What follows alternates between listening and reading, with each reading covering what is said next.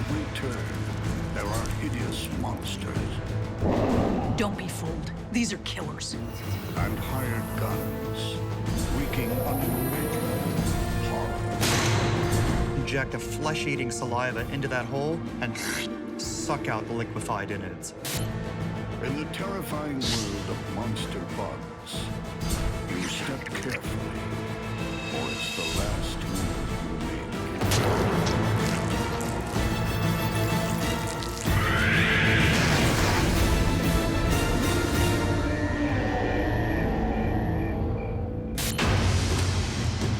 In the cruel bug kingdom, some killers camouflage themselves. Others survive on pure speed or brute force. When a moss mantis clashes with a tiger beetle, two worlds collide.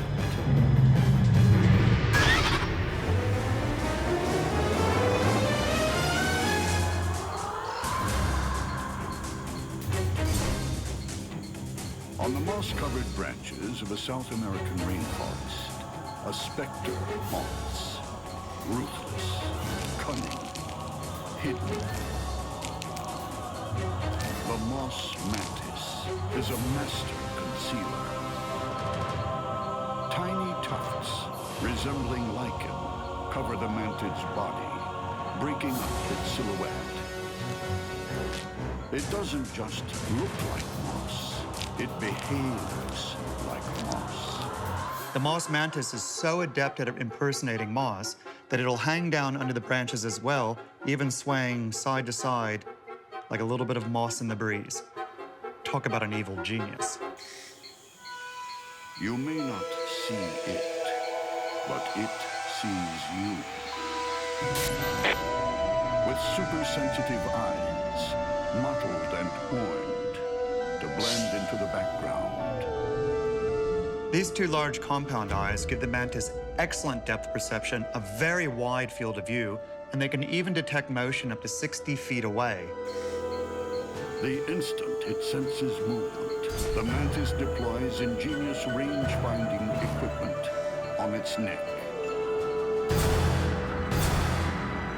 Mantis have a series of very fine hairs on the back of their neck that are in constant contact with the head. So as the head turns to look at a prey, the hairs also move, and this tells them exactly what direction to launch their raptorial strike. It's so accurate that 85% of the strikes are successful. In strike mode, the moss mantis lulls victims into complacency. It looks as harmless as any other part of the mossy forest.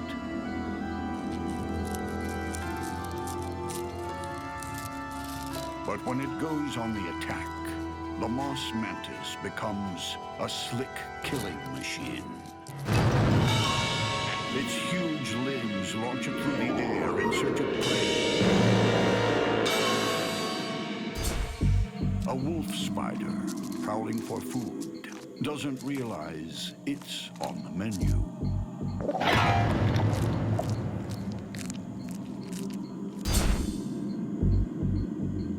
When a mantis snatches its prey, the entire strike only takes 30 to 50 milliseconds. That's 3 or 4 times faster than a human muscle reflex, or about 10% how long it takes for me to blink my eyes.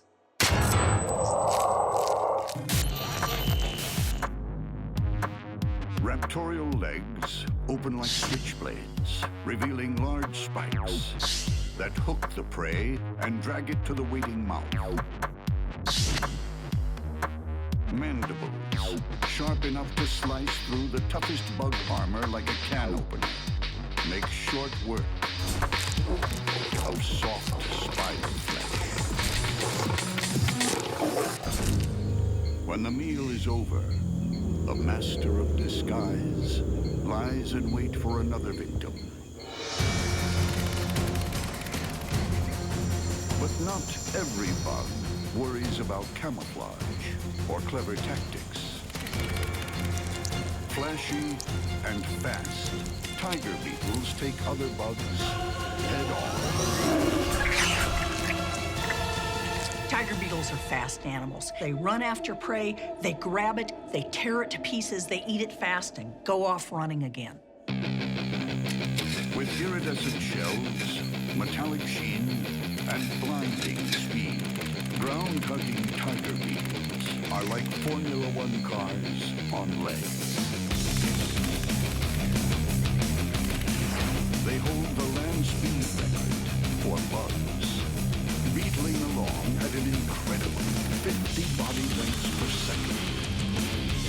If this was a human running equivalently fast, this would be 480 miles an hour. This is amazingly fast. But when the tiger steps on the gas, something strange happens. Its eyes can't keep up. They move so fast, their brain can't process how fast they're moving. So they literally go blind while they're running. The tiger beetle's speed is matched only by its savagery.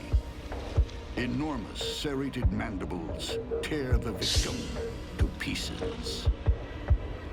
Tiger beetles have these massive jaws.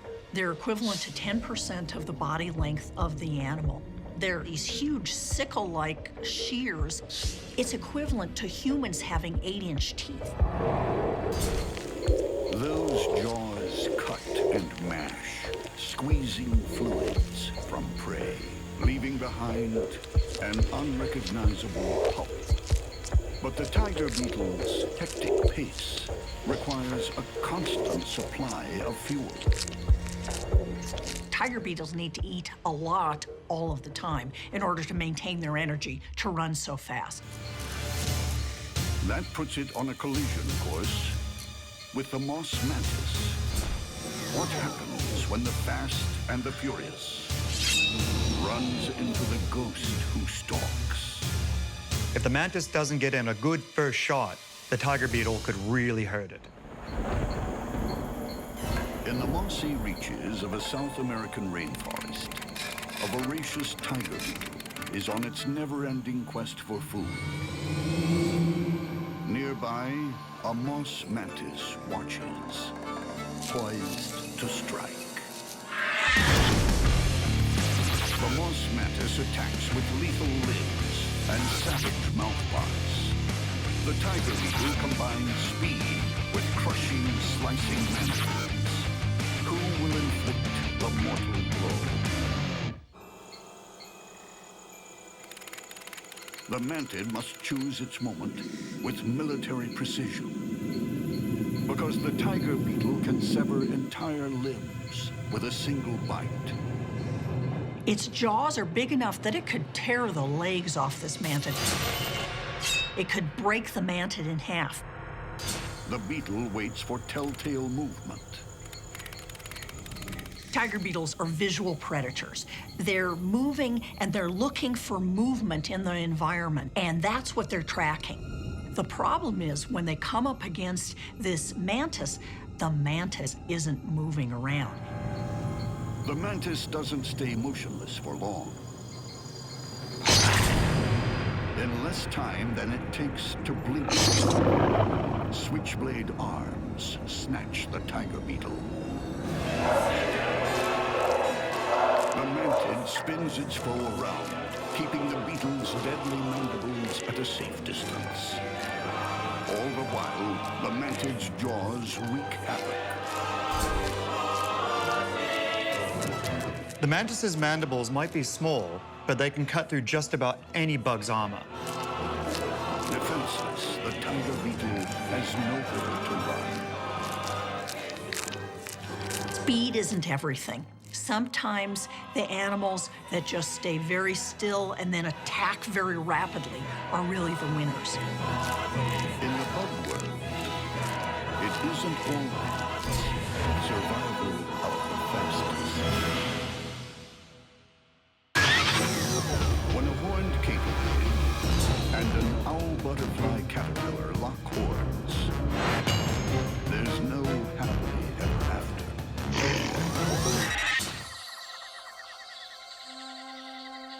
The jungle underworld is full of bizarre beasts. With its forked tail, spiked back, and hairy horns, the owl butterfly caterpillar is like a mythical creature. It just looks like some kind of weird snake or slug, and its entire existence revolves around one thing: eating, and eating a lot.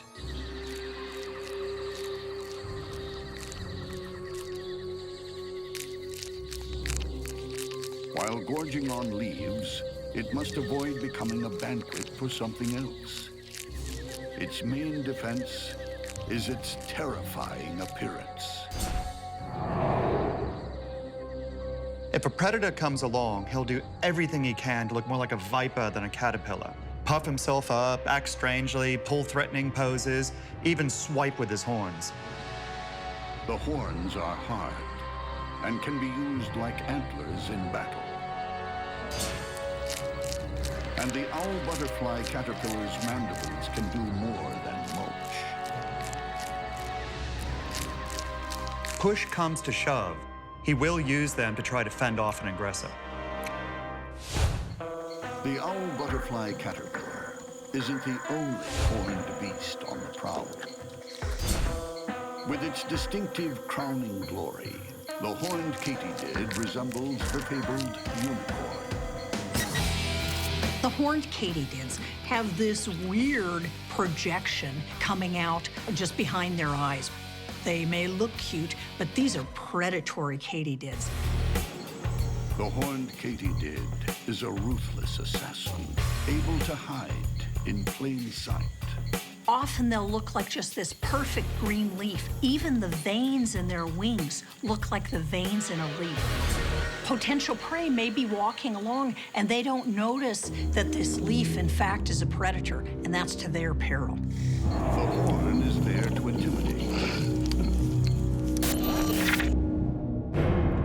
But the real danger are these mandibles. Sharp enough to skewer heavily armored opponents.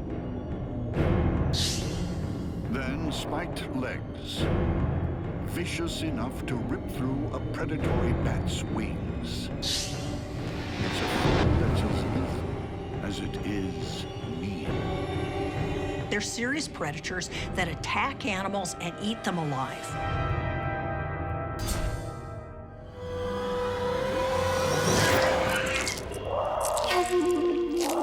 These spiny forelegs are used kind of like a cage. The spines keep the prey close to the katydid, and then it's able to bite it and tear it into pieces. This killer doesn't wait for its prey to die. It's just meat and eat.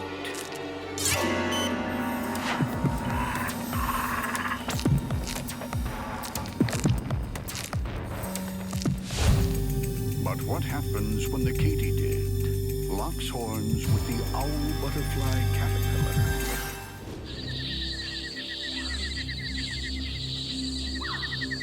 It's the dead of night in the jungle. A horned katydid is looking for fresh meat. On a nearby reef, an owl butterfly caterpillar is also out to feed. The katydid's antennae lock on.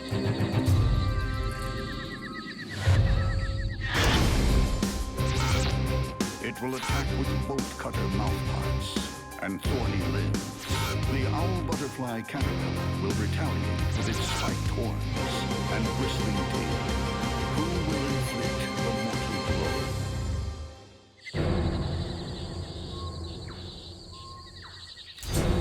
The two opponents go head-to-head. The owl butterfly caterpillar tries to psych out its opponent with a bizarre defensive dance. The katydid is momentarily stunned. It wasn't expecting a show. The whole point of wiggling about like a snake is to send out a fake but believable signal that I'm toxic, I will bite you, leave me alone.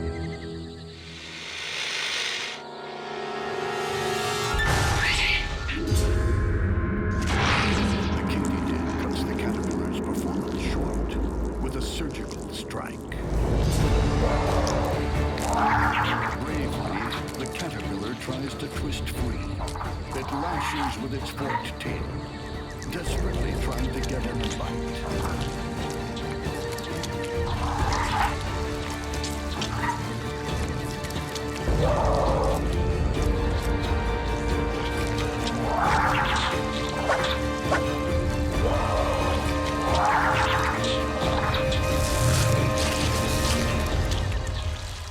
Soft tissue splits like the skin of a sausage, spilling the remains of the caterpillar's last meal. This big bad bug never eats its greens.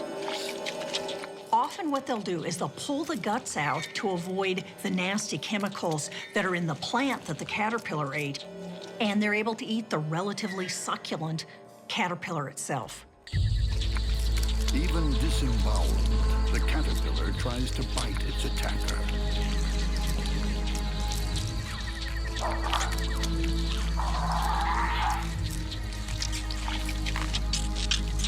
In the end, the owl butterfly caterpillar achieves a sort of metamorphosis.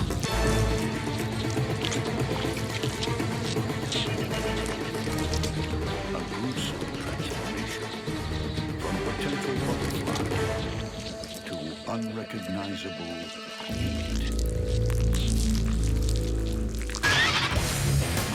Some monster bug wars are a battle of wits and strategy. Other conflicts are won with brute strength and power.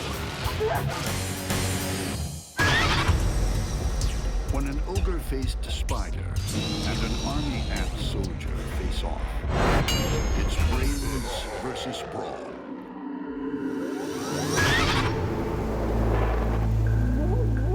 In the bug world, take nothing for granted.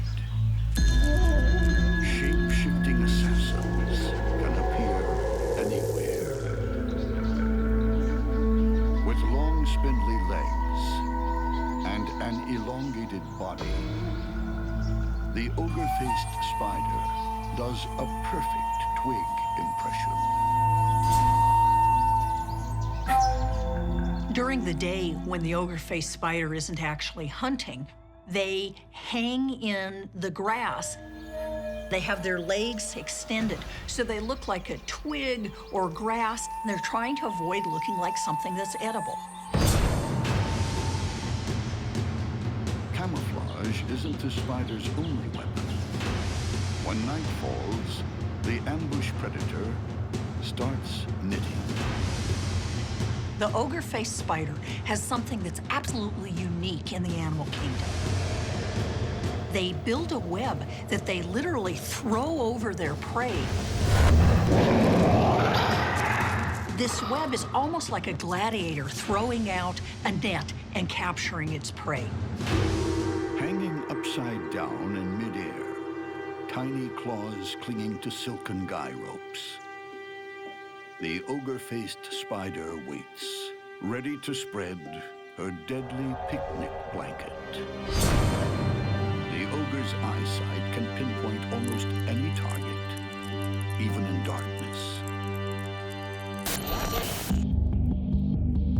2 of its 8 eyes are like night vision goggles, giving this nocturnal hunter better night vision than even owls or cats. Nearby, an army is on the march. Nomadic, carnivorous, voracious. An army ant colony is a terrifying force. Within this deadly swarm, the most powerful of all are the soldiers. These special ops bugs are bred for war. Army ant swarms are giant, precisely coordinated military machines. And the soldier ants are its attack dogs, except in ant terms, they're about the size of horses. Soldier ants are built for attack. Large heads support the biggest mandibles in the ant world. Curved like fish hooks, with razor-sharp points. They spear and crush. At the other end, a needle-like sting delivers paralyzing venom in repeated stabs. The army ant sting is very potent, but it isn't used all the time. Often just the mandibles are enough for the bullying business. But if an opponent fights back, then the stinger is used like a taser set to kill. Even alone, army ant soldiers are fierce opponents. This giant ground spider seems like an invincible foe. But the army ant soldier has superior one-on-one tactics. It latches onto the back of the spider's abdomen. The muscles in the soldier's head are so strong, it's almost impossible to get those jaws open once they've clamped down on something. The soldier ant can even be torn in half, and he won't let go. The spider tries to dislodge its opponent, but its fangs can't reach back far enough. The ant stinger's toxic venom paralyzes the spider's muscles and nerves. It's a great meal for the colony. But what happens when the lone warrior confronts the master netcaster? Other predators are understandably hesitant to mess with a army ant soldier. This ogre-faced spider is more than willing to entangle.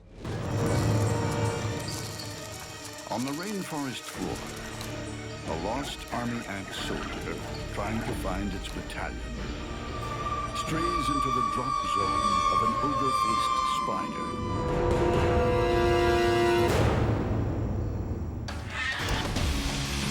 The spider attacks with its gladiatorial net and toxic venom. The army ant fights with its terrifying mandibles and paralyzing sting. Who will emerge the victor? The soldier ant wanders into dangerous territory. The spider's huge eyes are trained on the approaching target.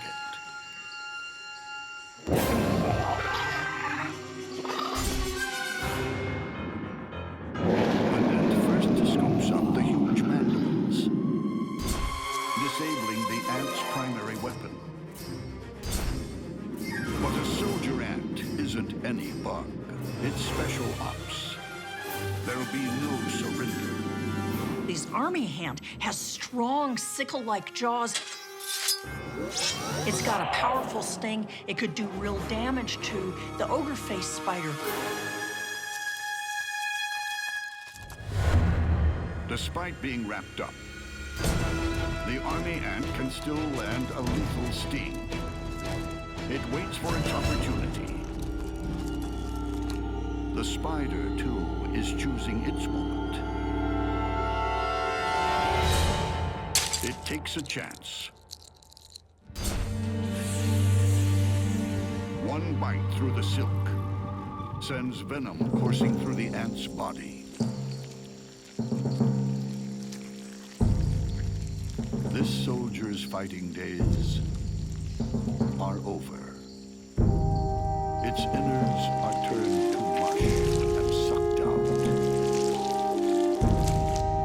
All that's left is a shrink-wrapped shell.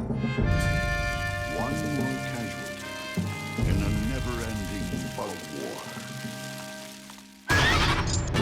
In the bug world, it's always high noon. The good, the bad, and the ugly ride roughshod over their victims.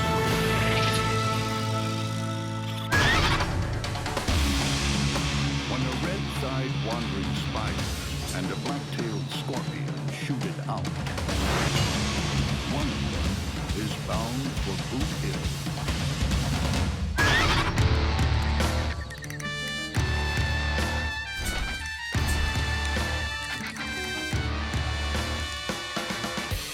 With tough body armor and a lethal back end, the black-tailed scorpion is a force to be reckoned with. The blacktail is a pretty large scorpion. It can grow to almost 5 inches in length. It can prey on a large variety of insects and other arthropods, even other scorpions. 2 sharp claws near its mouth pull prey apart and fork it in. Despite poor eyesight, the blacktail is an excellent hunter, using sensory organs called pectines to home in on its next kill. These are movable comb-like appendages lined with rows of tiny pegs that are very sensitive to chemical and mechanical stimuli. They're totally unique to scorpions, and they sweep them across whatever surface they're walking on to navigate, find a mate, and of course, locate and track prey. When it locates its target, the scorpion is deadly accurate. The telson, or stinger, is like an armor-piercing bullet, and the gun that delivers it is the scorpion's tail. When it gets in a clean, swift shot, it drives it straight into the prey's body, delivering the payload, which is venom, and the result is dinner. Meanwhile, another mean hombre steps out for its evening hunt. The red-thighed wandering spider is a rainforest drifter, a dangerous loner who hunts under the cover of darkness. These are one of the few spiders that instead of backing off when it's nervous about you approaching, tends to come forward. These are scary spiders. The vivid red on its legs is like war paint, a warning to predators to back off. When it attacks, it's super swift, amazingly agile.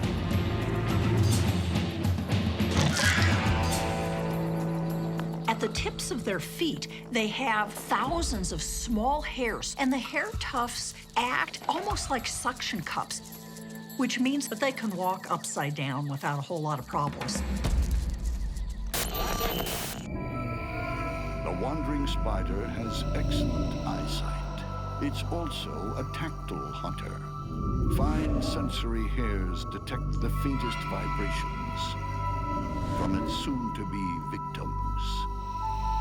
These hairs are known as trichobothria, very sensitive to airborne vibration. This large katydid is an accomplished killer, but when it puts the wrong foot forward, it doesn't even have time to draw. Huge fangs inject a potent neurotoxin that shuts down the katydid's internal organs. The red thigh ropes its prey with a silk lariat. They will move around this katydid, trailing a line of silk. And what this line of silk does is it's a simple form of prey wrapping.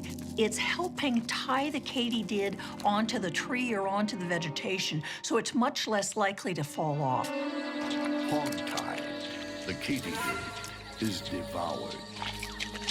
Meanwhile, the black-tailed scorpion is on the prowl. In the inevitable shootout, which one will be left standing? The scorpion has just one advantage here, and that's weapons on both ends of the body. But I reckon this is too close to call.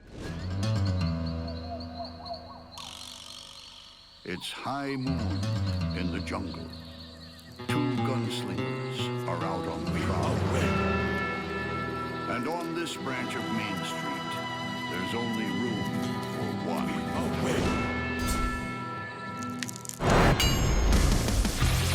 The red-thighed wandering spider attacks with massive fangs and killer venom.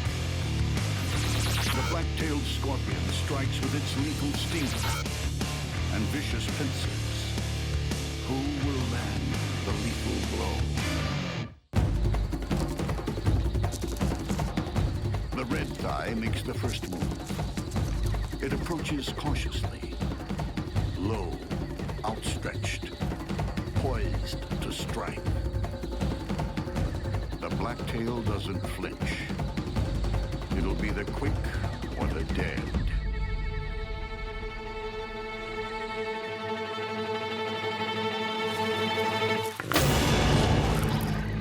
spider only escapes by sacrificing its own leg.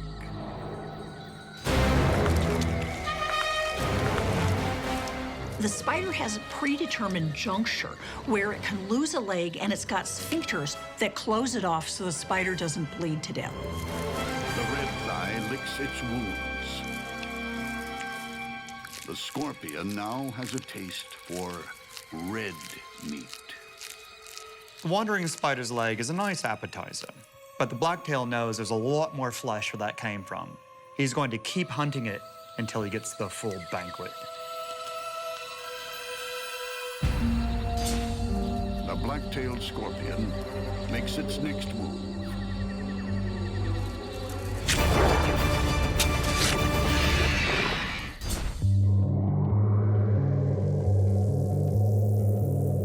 Grab the prey with a pincher, hold it out at a distance so it can't strike back, and then deliver the venom at a point-blank range. That's a textbook hit.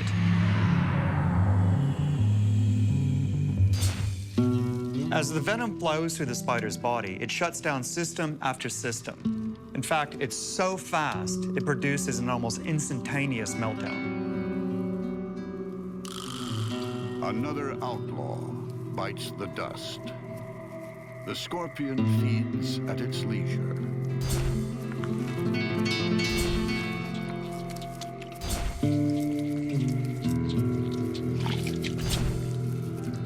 Its two claw-like mouthparts tear off pieces of spider flesh. They're pulled into a pre-oral cavity to be liquefied.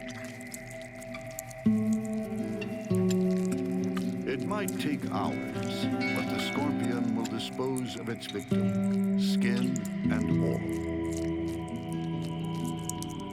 Bug wars rarely end in a dignified way, but by the time the blacktail is done mashing up the spider, not even its mother will think it has a pretty face. In the bug world, beauty and horror will always be partners.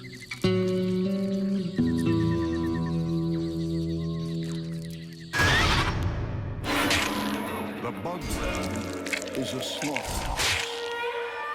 With butchers on every blade of grass, no one is safe.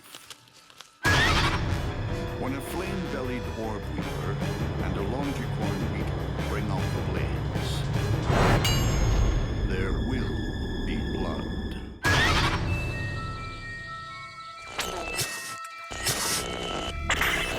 Like a nightmare from a horror show, the longicorn beetle is like a flying chainsaw.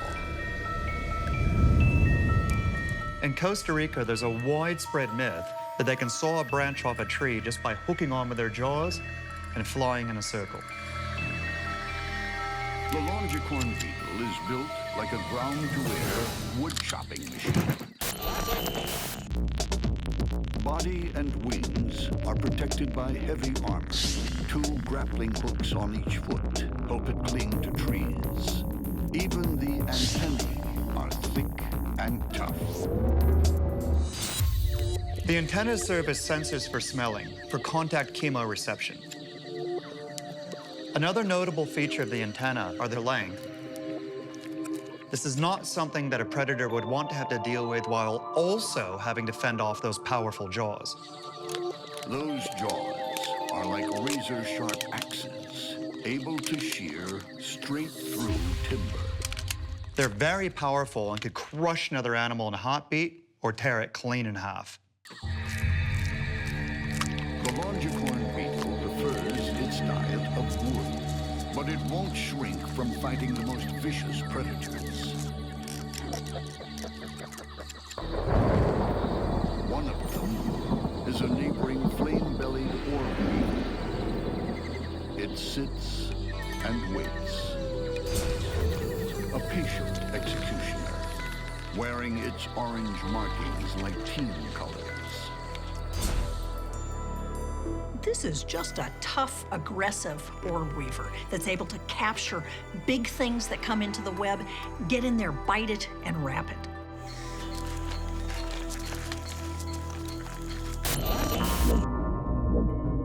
This mobile attacker has multiple eyes.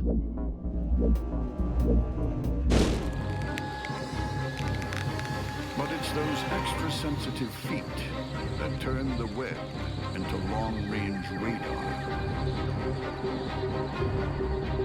By building this orb web, it's able to extend its sensory system and feel vibrations from around it from quite a large distance. When a cricket wanders in, there's no mistaking the dinner bell.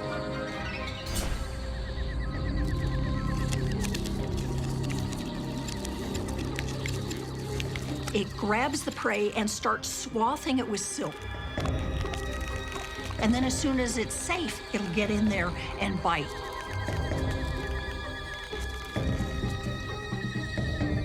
The flame-bellied orb weaver injects its powerful neurotoxins. The cricket is soon paralyzed and devoured. But will the victory come quite so easily when the armored woodcutter tangles with a high-wire hitman?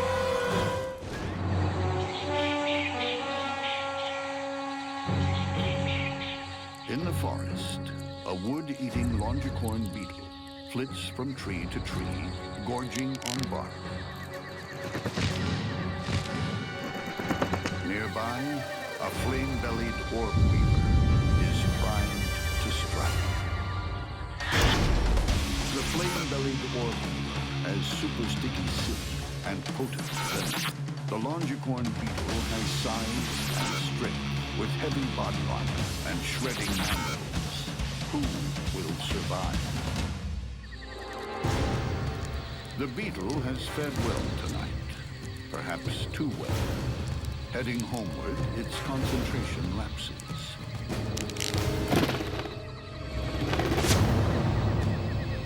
And it's snared in the orb weaver's trap. In a frenzy, the flame belly throws silk bandages around its victim. This is now a battle between silk and scissors. The beetle's only chance of survival is to use those mandibles to cut through the web before the spider has a chance to deliver a bite. The spider must work fast.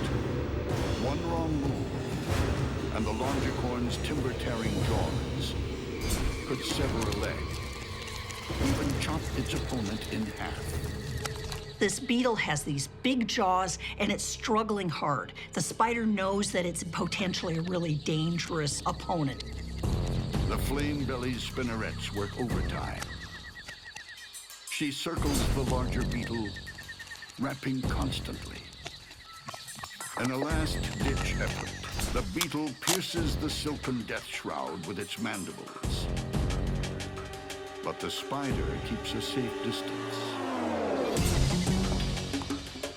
These guys might munch through bark like it's butter, but when you're wrapped up in one of the world's strongest spider silks and you're under attack, getting that chainsaw fired up and into action is no easy proposition. For the longicorn beetle, time is fast running out. And predator and prey are locked together in a spiral dance of death.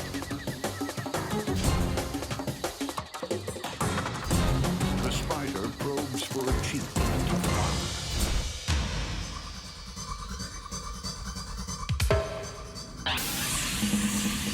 Delivers a toxic bite and retreats to the middle of the web, confident that its venom will do the rest.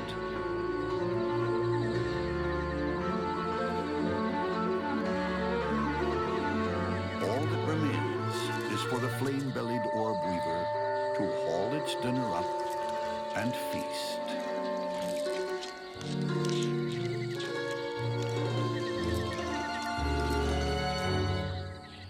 The airborne woodcutter has taken its last flight. In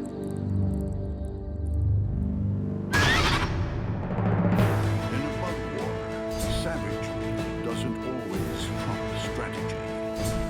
Elaborate defenses don't fool a determined fighter. Blind bravery is no match for refined weaponry. And in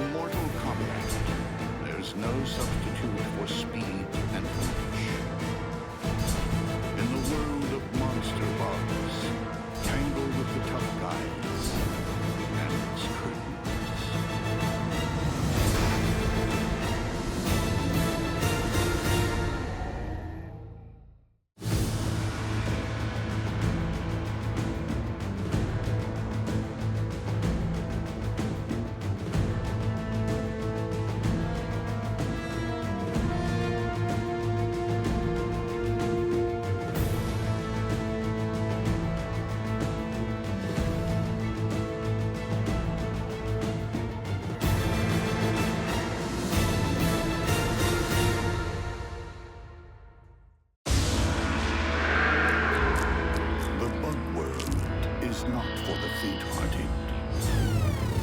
From the shadows, assassins strike without warning.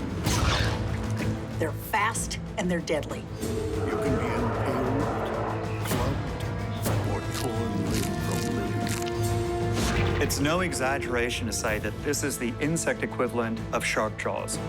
Death can be instant or drawn out. But it's coming.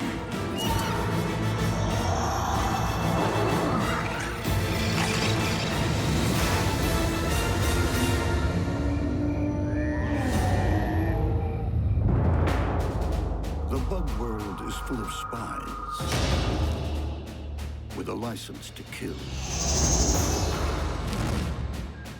In this deadly game of high-stakes espionage, any branch or leaf might be bug. When a hooded mantis and a Brazilian wandering spider go for the jugular, it's all cloak and dagger.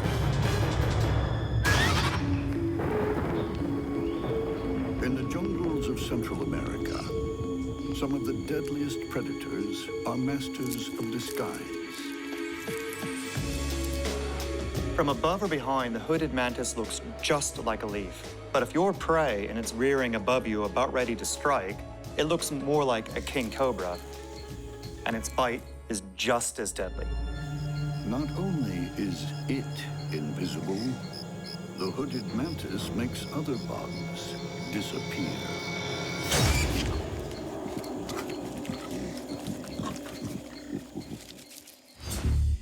Like all good spies, the hooded mantis excels at surveillance. Two huge compound eyes give the mantis stereoscopic vision, an excellent view to a kill. It also deploys two extra-long antennae, each lined with tens of thousands of highly sensitive chemoreceptors. Free of debris, they pick up the faintest enemy transmission. The antennae are constantly detecting chemical and physical information, especially when the mantis is sizing up an opponent or prey. This is particularly important when it reaches that stage where the mantis can't risk taking their eyes off the opponent in case they suddenly launch an attack of their own.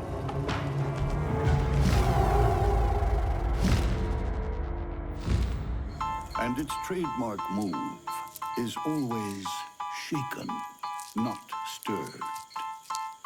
The mantis uses strange rocking and shuddering as part of its behavioral camouflage repertoire. This helps disguise it as a flickering leaf and makes it hard to focus on. It'll use this tactic even while doing tiny little steps towards its victim. But the real threat are the legs themselves. Long raptorial limbs are lined with dagger-like spikes, sharp enough to puncture human skin.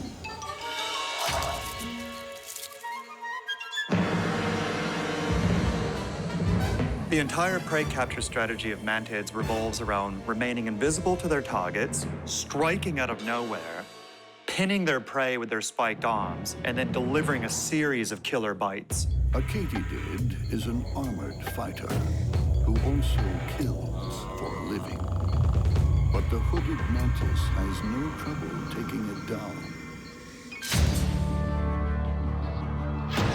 That is a textbook raptorial arm lock. The katydid has absolutely no way of fighting back.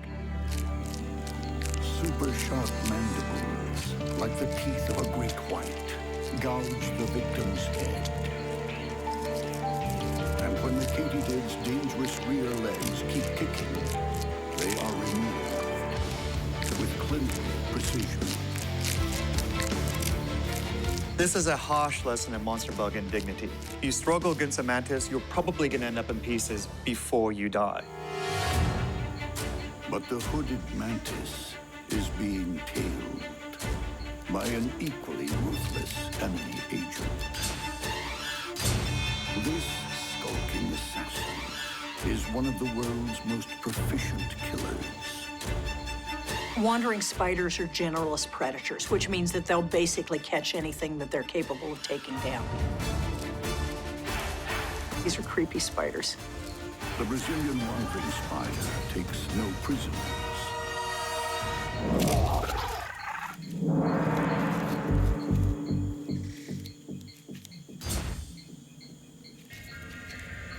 These guys have a really nasty venom. It actually kills a number of humans every year. Her powerful body and long legs are covered in dense hair. Each one is a sensor, picking up tiny vibrations, even changes in airflow, which she uses to lethal effect. A katydid is in the wrong place at the wrong time. Its only hope is to sneak by unnoticed. This katydid is trying to walk by the spider, pretend like it's blowing in the wind or that it's debris, that it isn't a living animal. But the spider is completely aware of exactly what it is and is going to go after it. Eventually, the spider makes its move. Not with blinding speed, but like a slowly grasping hand. Venom strong enough to kill a child brings instant death. The Brazilian wandering spider is considered to have the most potent venom of any spiders in the world. The venom contains a combination of neurotoxins that affect the way the nervous system works, and it causes a great deal of tissue damage. Now, digestive enzymes turn the katydid into green gumbo. But what happens when the Brazilian wandering spider meets its Cold War counterpart, the hooded mantis? Either one of these animals has the strength and the weapons to win this. These two ruthless agents share one creed: live and let die. In a seemingly peaceful Central American rainforest, a camouflaged hooded mantis is on an undercover assignment. A Brazilian wandering spider is also on a mission to kill.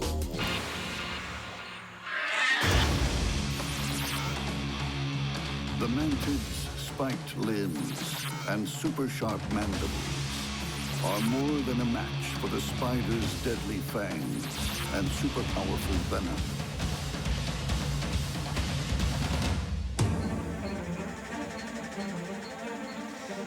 The two stone-cold assassins come face to face.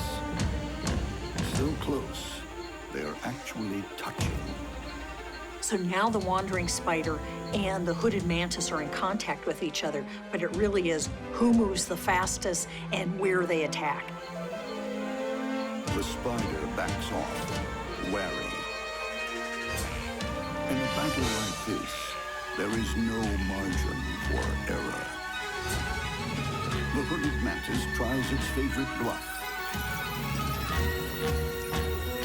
The praying mantis is hoping that its shuddering motion will let it get close to the spider without it recognizing that it has an opponent. But the spider isn't fooled.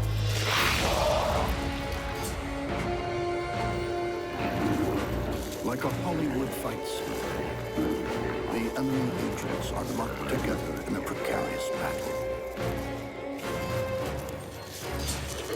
The mantis is in the perfect position. Its mandibles could rip open the spider's belly. But it's too late. Like poison-tipped umbrellas, the spider's fangs puncture the mantis' thorax. Deadly neurotoxins flood the mantis' body. Within seconds, vital organs begin shutting down.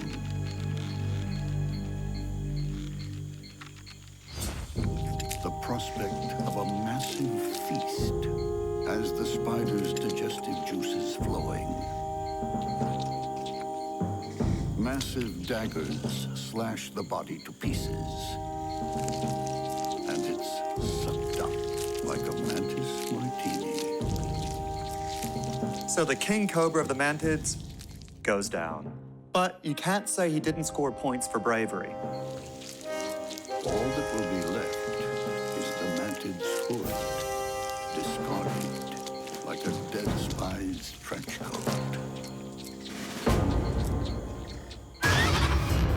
When a colony of army ants goes to war against a rainforest crab,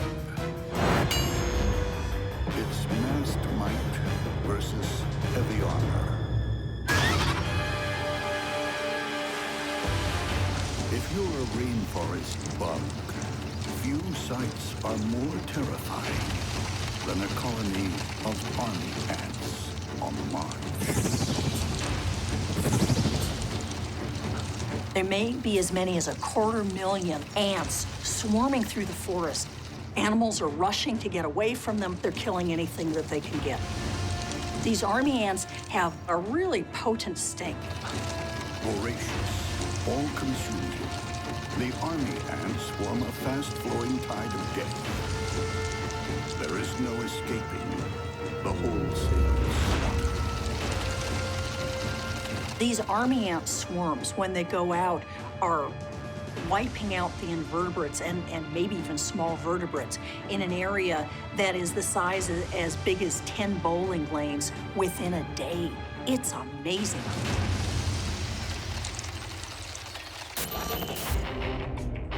Every army ant is equipped for war, with weapons front and rear. A needle-sharp sting stabs repeatedly, injecting paralyzing toxins. Sharp serrated mandibles cut and crush. Individually, they are formidable fighters. Working together, they're more than a match for much larger prey. A seething mass swarms over the victim, delivering death by 1,000 cuts. With each battle won, fresh meat is ferried back to the nest. They've got this huge colony and a queen who may be laying 50,000 eggs a day. Ants are going out in foraging swarms, collecting live prey, which they tear apart and then carry back to feed to these carnivorous larvae.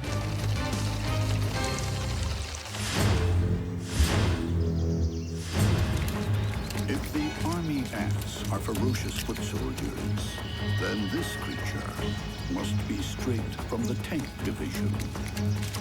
This is a Costa Rican land crab. And although he has to return to the sea to reproduce, he and his relatives can be found as far as 10 miles from the coast and even 1,500 feet above sea level. Now that's what I call a well-traveled species. Well-traveled and well-protected. The crab's body and spiked legs are covered by a suit of armor made from chitin fibers, as flexible as human-made plastic, but reinforced with rock-hard mineral crystals. This is a tough little creature. He's got 8 walking legs with sharp, hardened tips, a heavily armored body that's really difficult to penetrate, and a set of pinchers that can really inflict some damage on a pesky predator. Massive, bulging pincers are a surefire deterrent to would-be predators. The claws are used for digging, as well as manipulating food and tearing it apart. The mouth parts are very adept at cutting, but they're not used as a weapon. That's left to the pinchers and the spiky feet.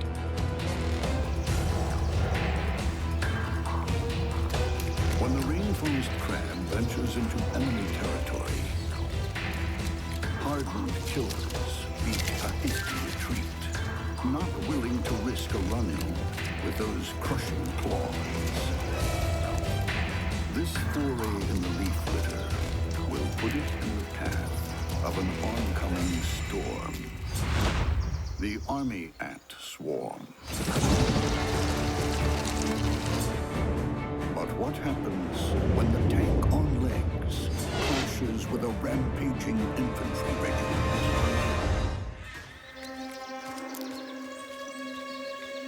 A hungry rainforest crab prowls for food in the leaf litter. Not far away, a ravenous tide of army ants is on the warpath.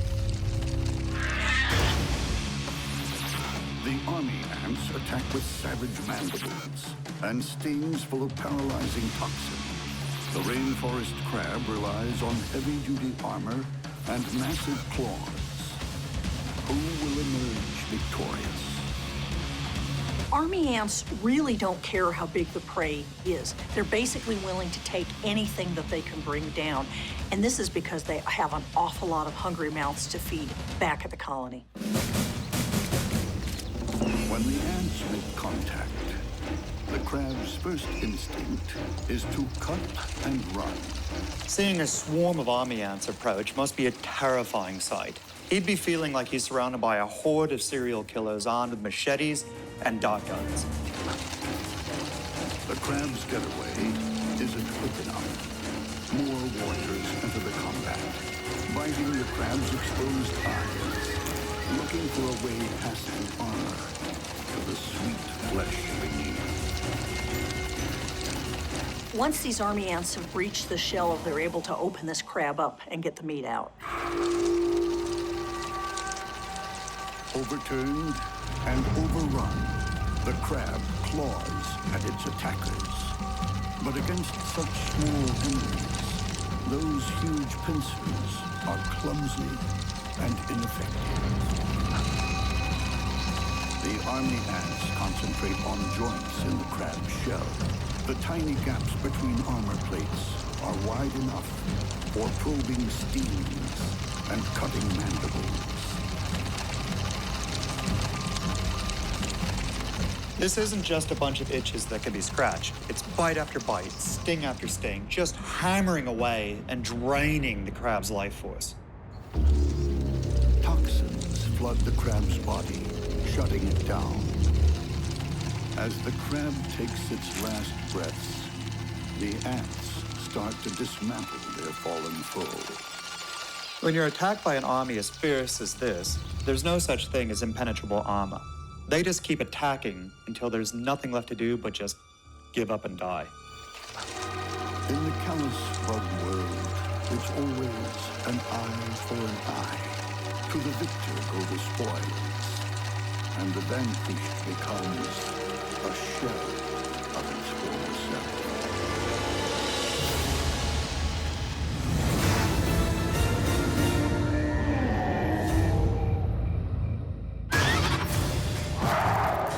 In the treacherous world of bugs, there are many ways to meet your doom.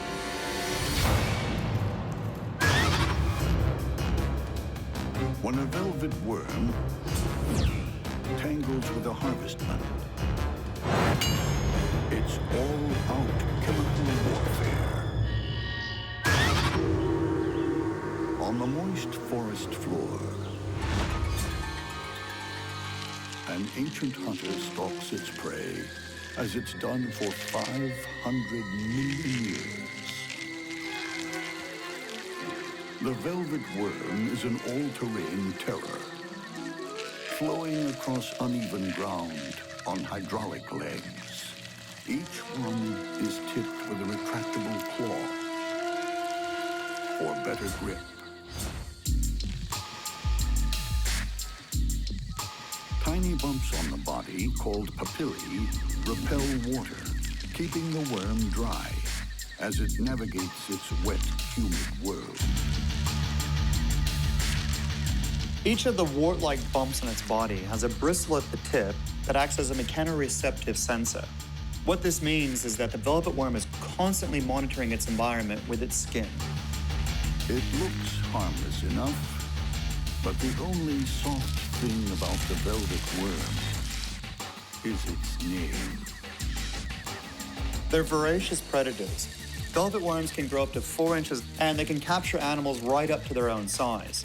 This puts a very large amount of different creatures on their menu list. With a top speed of less than 2 inches per second, it's not able to chase down a meal. But who needs speed when you possess one of the bug world's strangest and most effective long-range weapons? On either side of its head, modified legs called oral tubes fire twin jets of viscous slime. Caught in the sticky blast, the target is immobilized by biological glue. This slime straitjacket is about 90% water. But as the water evaporates, proteins in the slime start to tangle and form tight chemical bonds. This becomes stringier, stickier, and harder by the second. This is such a cunning natural design.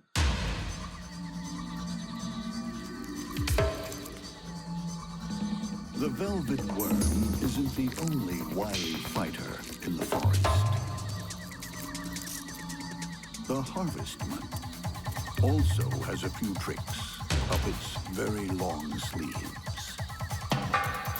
You'd think to look at a Harvestman that it's a spider, but these guys aren't spiders at all. They don't have venom, they don't have a sting, they don't produce silk. Harvestmen are pretty much characterized by legs. Those long limbs give it critical clearance in a close fight. And its spiky exoskeleton makes it a tough foe to tackle. And when it comes to victims, the Harvestman isn't fussy. Spiked feelers called pedipalps grab and hold the prey, while claw-like mouthparts rip and tear at the flesh.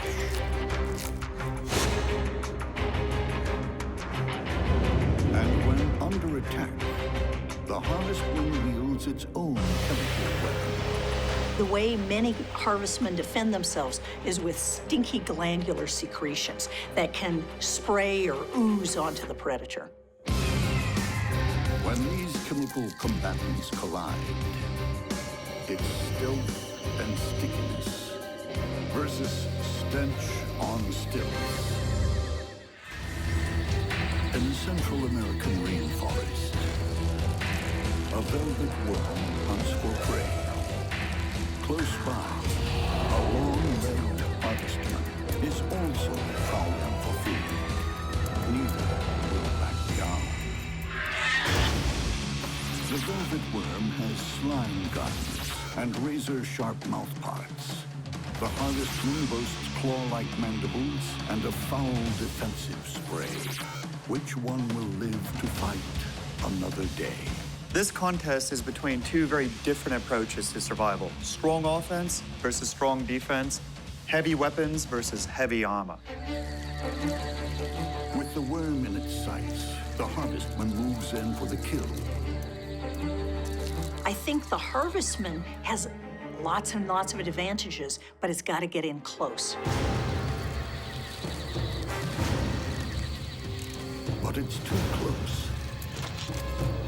The worm gives it both barrels at point-blank range.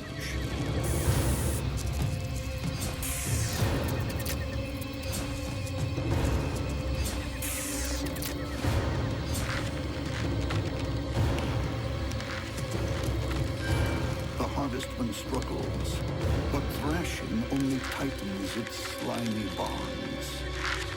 It's the glue from hell.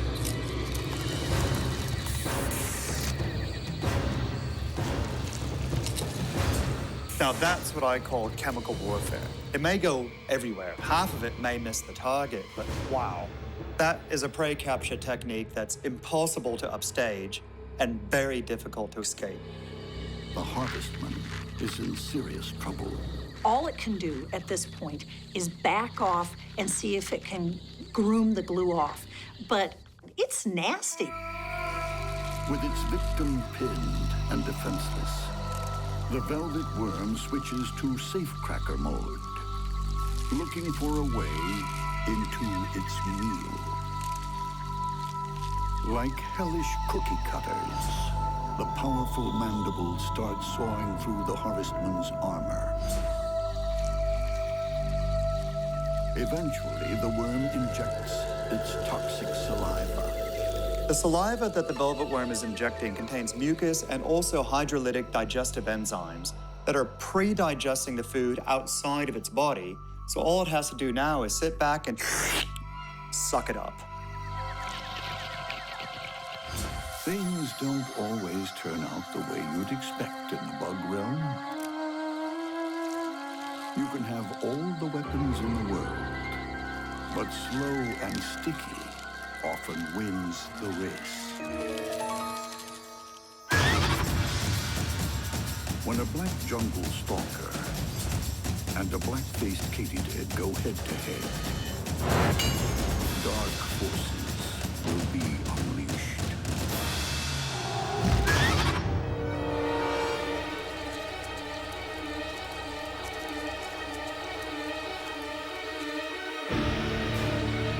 The rainforest floor is choked with debris. It should be easy to hide in the shadows. But in the bug world, even the shadows can kill. Stalkers give everyone the creeps, and the black jungle stalker is creepy enough to ruin any picnic. It prowls around, stops, and just watches from the shadows, absolutely motionless. The first thing its prey are likely to see is a face full of fangs. Then again, the attack is so quick, so violent. The victim never knows what hit it. The secret to the spider's incredible athleticism lies in its long, tapered legs. They're hydraulically operated.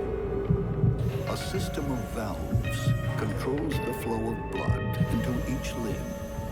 When the valve fully opens, the sudden surge pumps the leg up, ready for takeoff. This is a spider that can really hurl itself into the air when it goes for a strike. So it can even give low-flying insects a good reason to reconsider their altitude. The black stalker's sleek body is covered with fine hairs. Some on its long limbs act as super-sensitive motion detectors that react to the slightest change in even a breath of air. Those long sensory hairs on the spider's legs are so sensitive they can even detect when an insect flaps its wings. The black jungle stalker isn't the only stealthy killer on the forest floor. A terrifying face looms out of the dark with its hideous tooth-like grin and homicidal stare. The black-faced katydid is a stone-cold psychopath. These katydids have black war paint on their faces. It camouflages them so they look less distinctively like a katydid and instead blend into the background more. This mobile medieval torture chamber is always ready to rumble. No executioner's blade was ever sharp as the blackface's fierce mandibles. And its powerful legs and wings are not only superbly camouflaged, they get it out of trouble fast. But what happens when the psychopath and the stalker meet at close quarters? In the rainforest leaf litter, two warriors prepare to engage in mortal combat. The black jungle stalker is poised to strike.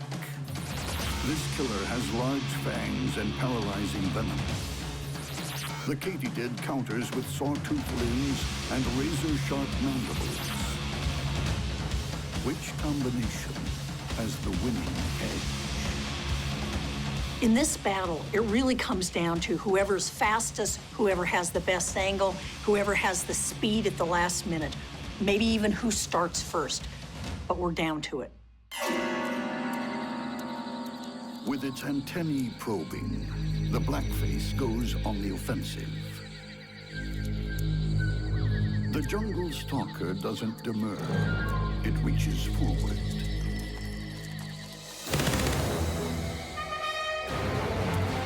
The katydid darts off to rethink its battle plan.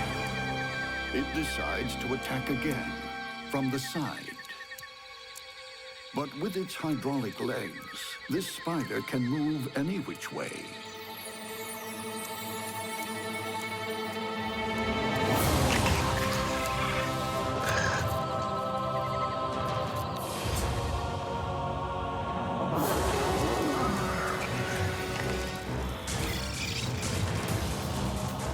Huge fangs puncture the katydid's protective armor.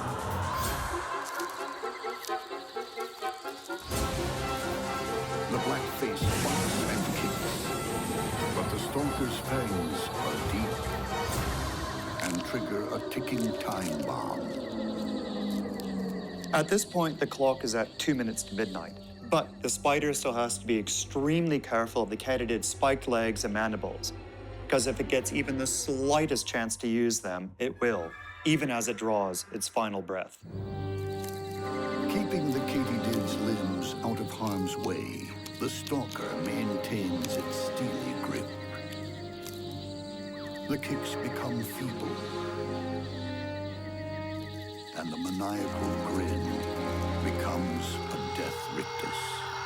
This is an enormous kill for the black jungle stalker. It's the equivalent of a lion bringing down a zebra single-handedly. This is one mighty hunter. The black jungle stalker feasts. When it's had its fill, the leftovers furnish a second banquet for the bugs of tomorrow.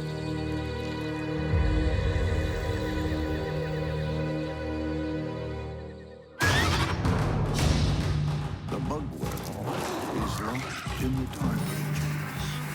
Life is nasty, brutal, and short. Death can strike at any moment.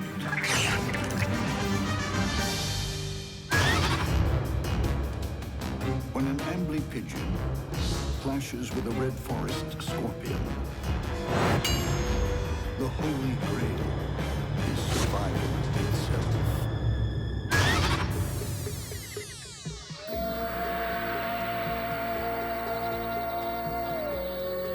The ambly pigeon is a rainforest Frankenstein. Part spider, part scorpion.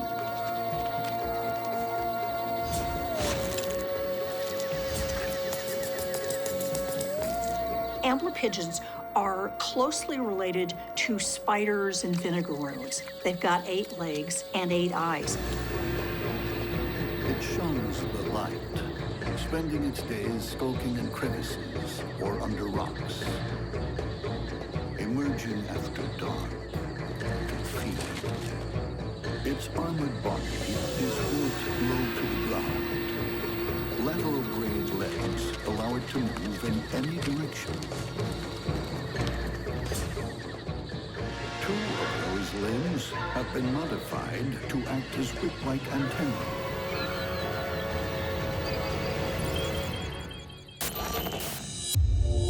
They're extremely sensitive to the movement of air or other vibrations in its vicinity. They're also very sensitive to odors, which is unusual for an arachnid. With as many as 148 joints, these whip-like organs can circle its whole body, keeping a 360-degree lookout. And when it locates prey, it crushes them with multi-pronged pedipalps. Those pedipalps are like huge clubs lined with spikes.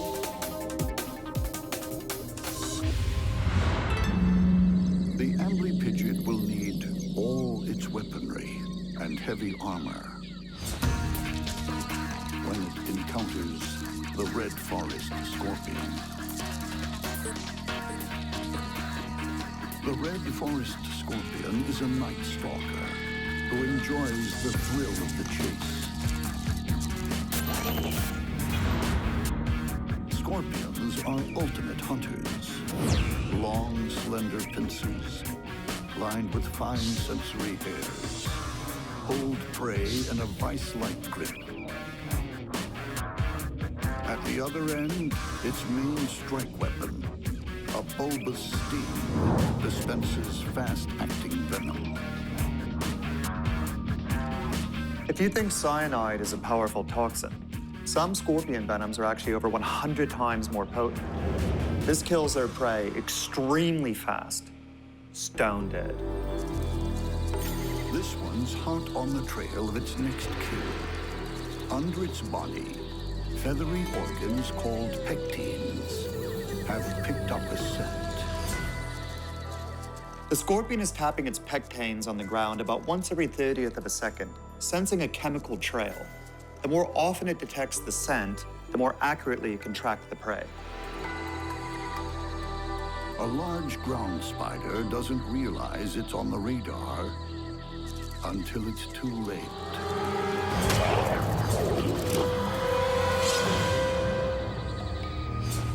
One sting, and the scorpion feasts. But when the angry pigeon comes by, the conquest might not be quite so easy.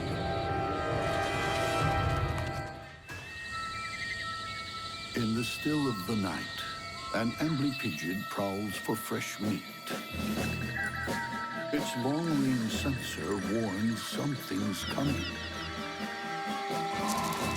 The red forest scorpion is also out hunting. Its super-sensitive pectines have picked up the whiff of live flesh. When these two knights of the dark realm go head-to-head, only one will survive. The ambly-pigeon has crushing club-like claws and blinding speed. The red forest scorpion has a lethal stinger and super potent venom. Which one will emerge alive?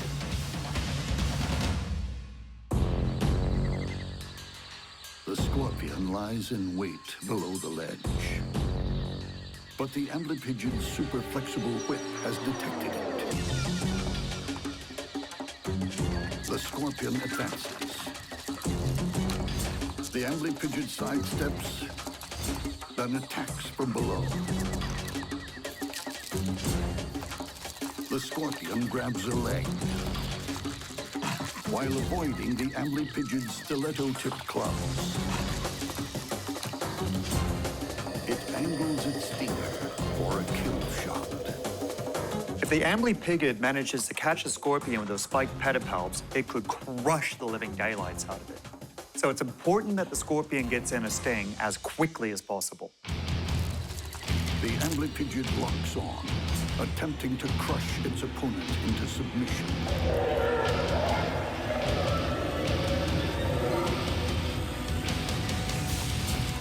But the scorpion's tail is free.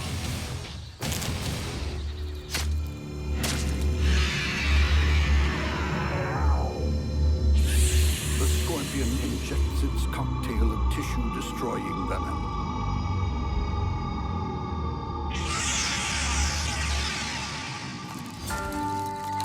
Before it takes effect, the ambly-pigeon makes one last-ditch attempt to escape.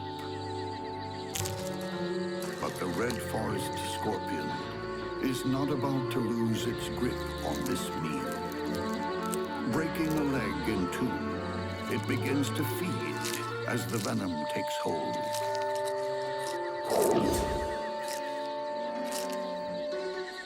The ambly-pigeon flatlines. And in a final indignity, this ancient medieval fighter becomes a free-for-all buffet on the forest floor.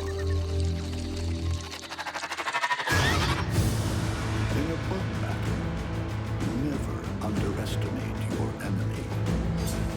Superior camouflage may not save you. Supersized weapons are no match for a mighty army. Speed isn't everything. And an escape plan may not get you out of trouble. In a monster bug war, you defy death or your dinner.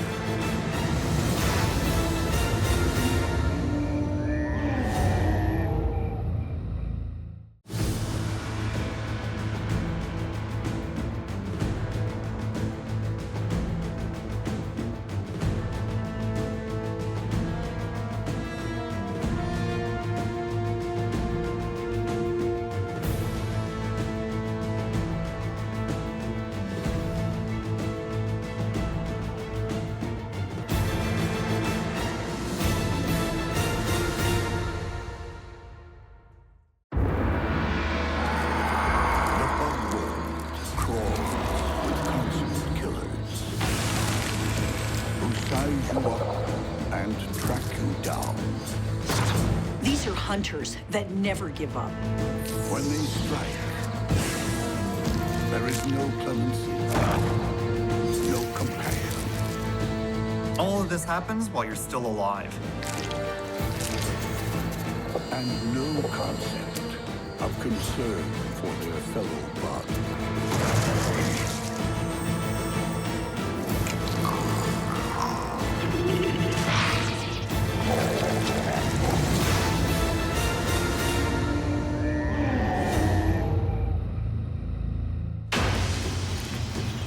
At some stage, every carnivorous baby bug must strike out on its own and make its first kill. Fail that initiation test, and it won't live to learn from its mistakes. When a baby black-tailed scorpion takes on a pirate spider, it's youth versus experience. In the misty rainforests of Central America, it's not all violence and bloodshed. The most vicious murderer can be a mother, too. Female scorpions give birth to live young, anywhere from a dozen to 24 youngsters at a time. They clamber onto her back, where they ride on her back for anywhere from 1 to 2 weeks. Her body is a writhing mass. The babies jostle for position. And as any parent knows, it can be tough always having the kids on your back. Home life isn't always easy for young scorpions because if the mother is starving, she may simply turn around and eat her youngsters. They're less than an inch long, but already the babies have molted, shedding their exoskeletons and emerging as carbon copy killers. Each one possesses tough body armor, strong, slender pincers lined with sensory hairs, and at the rear end, a vicious sting, laced with venom, fast-acting enough to stun almost any bug world opponent.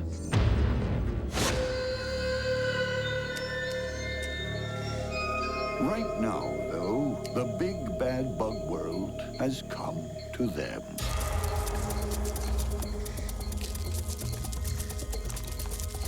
A black jungle stalker is prowling for a kill. This could be a complete disaster for the mother and her offspring.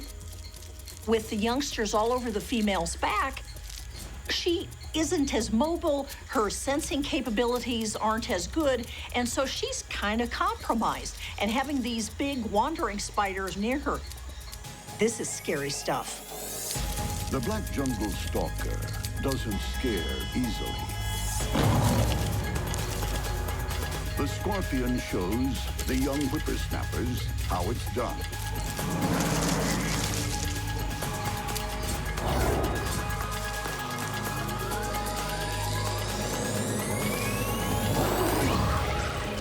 the skirmish. Some of her babies are thrown clear.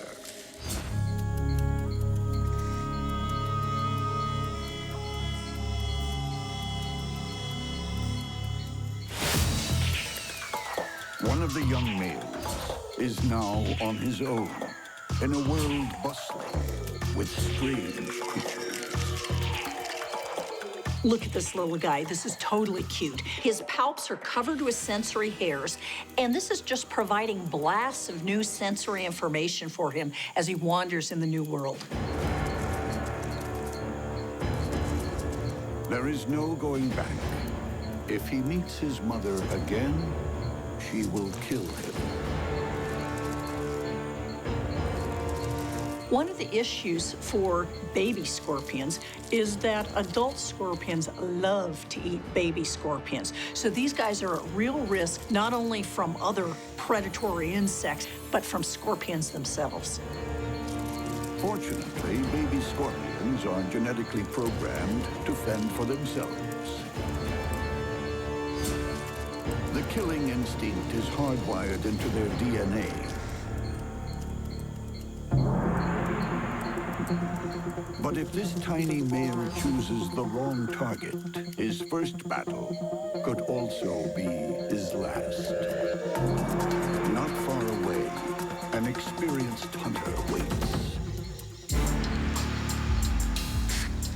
Sleek, stealthy, the pirate spider is an ambush predator par excellence.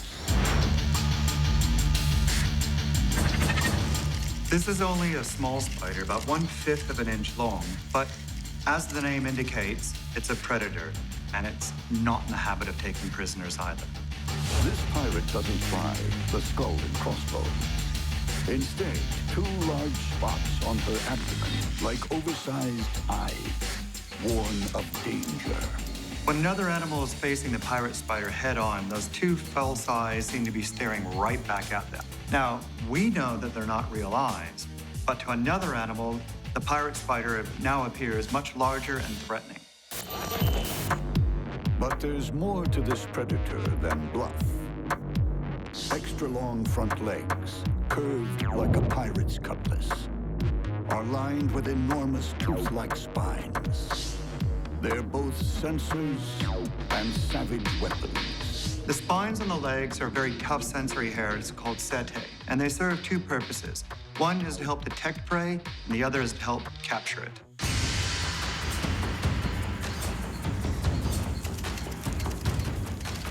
It's not just predators who must be wary. Potential mates also put their lives on the line. When this male pirate spider requests permission to climb aboard, he winds up walking the plank. Clearly, he wasn't her type. Well, at least not for making baby pirate spiders. Speaking of babies, the young black-tailed scorpion, still out exploring, blunders into pirate spider territory. It's pretty clear this little scorpion hasn't put together spider and danger in the same concept. So this is going to be a test of how well it's got its instinctive fighting abilities down. On a leafy jungle floor, a young black-tailed scorpion is a babe in the woods. Just 2 weeks old and hunting his first meal. But when he encounters a pirate spider, his first bug battle could be the death of him. The scorpion will use its strong pincers and deadly sting. The pirate spider has long spiked legs and fangs dispensing lethal venom. Will youth trump experience, or will a young life be cut short? To Scorpion Jr., caution means nothing. He moves in. The boldness of the naive. That kind of attitude is either going to serve him very well in life, or it's going to end his life very quickly. The pirate spider is taken aback. She retreats. But the rookie is fearless. The pirate spider gives him a lesson in bug world manners. This encounter is obviously new territory for the scorpion, so he doesn't know what he's supposed to fear. So how is the pirate spider going to scare him off? It's not going to be easy. She threatens with her spiked legs. The baby fighter doesn't recognize the danger he's in. This is really a perilous situation for this young scorpion. One missed shot, and it could be all over. But the youngster hurls the spider off, making her angry. She waits for the scorpion's vulnerable legs to come within striking range. The pirate spider will often inflict the first bite onto one of the prey's legs and pin it to the ground while waiting for the venom to take effect. She is back and deadly serious. Prickly limbs are poised to snap shut. But scorpion killing instincts kick in.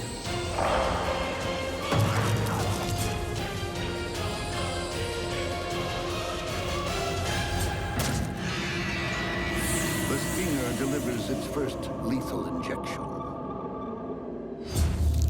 Venom floods the spider's nervous system.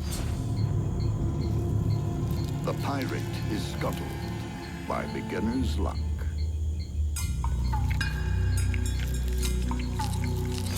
The baby scorpion's claw-like mouthparts tear off chunks of flesh, which are liquefied like baby food and sucked down. Wow, he is just a little toughy.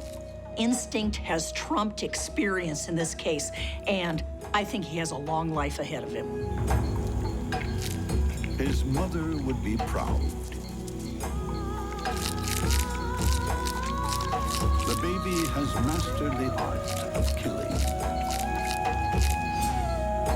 Now all he needs to learn is to clean up after himself.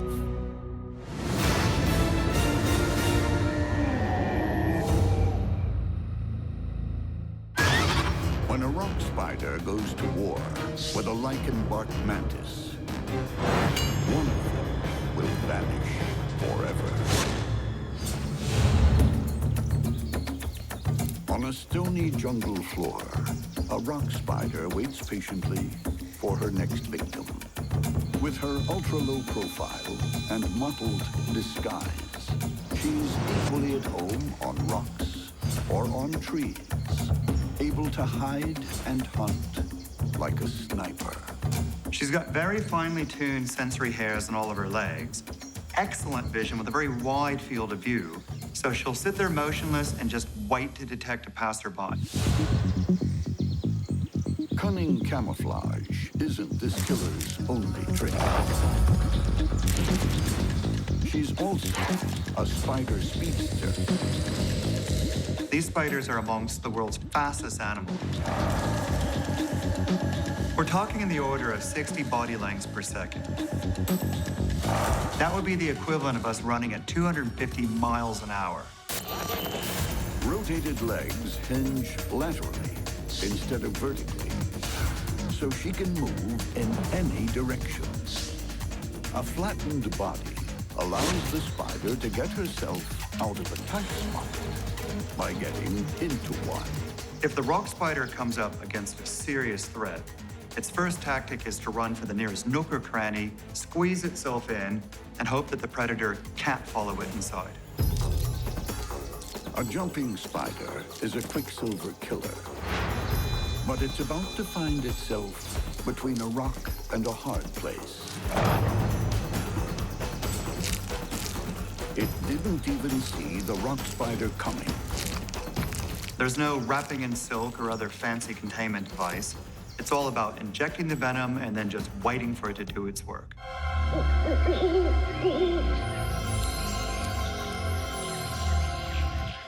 The rock spider isn't the only predator around these parts with stealth and speed. The lichen bark mantis gives the spider a run for its money. During the day, it hunts facing down on trees, and it holds itself very close to the bark. So it can sit out there in the middle of the day hunting and not be noticed.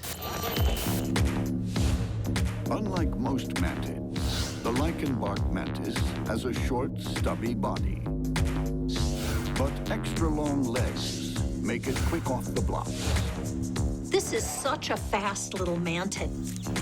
They really are pretty bold, and if they're threatened, they just zip away from the predators. Very little escapes the mantid's cold, unblinking gaze.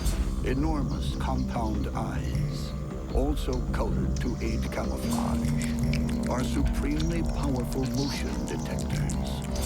They move their heads from side to side to give them more binocular vision. And if something moves, they're on it very, very rapidly. It doesn't need great vision to spot this potential meal. A bright green katydid is like a blazing neon sign over an all-night diner. Super sharp mandibles tear it to pieces. It's fast, it's stealthy.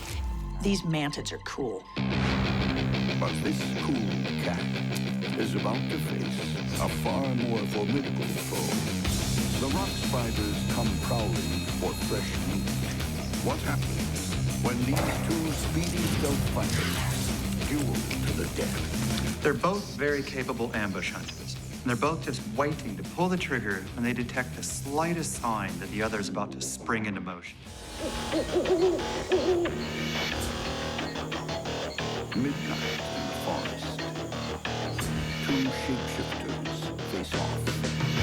A rock spider turned tree climber is on a quest to kill. Waiting for it, a lichen bark mantis. The rock spider relies on large fangs and lethal venom. The lichen bark mantis has spiked arms and razor-sharp mandibles. Which monster will survive to see the dawn?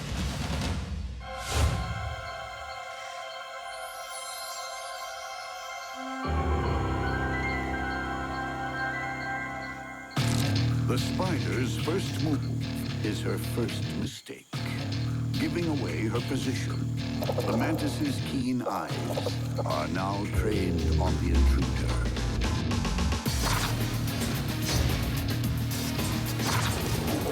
The mantis makes a series of lightning-fast lunges. The spider evades. The difference between life and death here is reaction times measured in milliseconds. It's a deadly game of cat and mouse, each trying to gain the upper hand.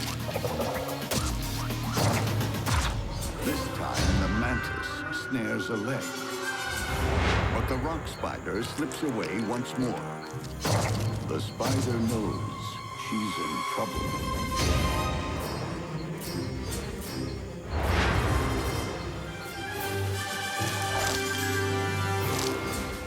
The mantis pounces. The rock spider throws off a leg as a life-saving decoy. Well, there's no turning back now. The mantis truly has the upper hand. There's no place to hide.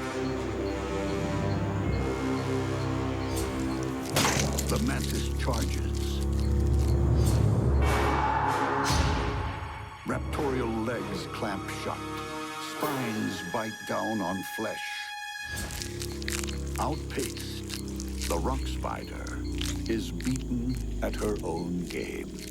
I've got to admit, on this one, I was sure that the rock spider was going to get this mantis. The spider doesn't have time for regrets. In a blur of slicing mandibles, the mantis helps the rock spider achieve her final and very convincing vanishing act. I would comment on the aftermath, but there's nothing to comment on. The rock spider has totally disappeared from the face of the earth.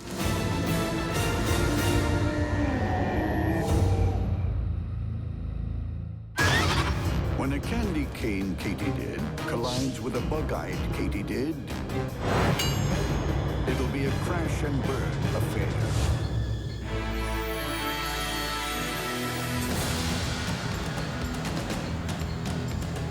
Across our planet, there are more than 6,000 species of katydid. Not all of them see eye to eye. The candy cane katydid isn't known for its sweet disposition. It has all the charm of a muscle car, with body parts to match. Evolution has produced an amazing array of body forms. I wouldn't be surprised to find the candy cane katydid listed in the catalog under bed of nails with teeth. Enormous spine-studded front legs snare victims, and gigantic mandibles reduce them to roadkill. The candy cane katydid is all mean machine. The vast majority of katydids are herbivores. This guy's 100% carnivore, and he can be as aggressive as a hungry caveman.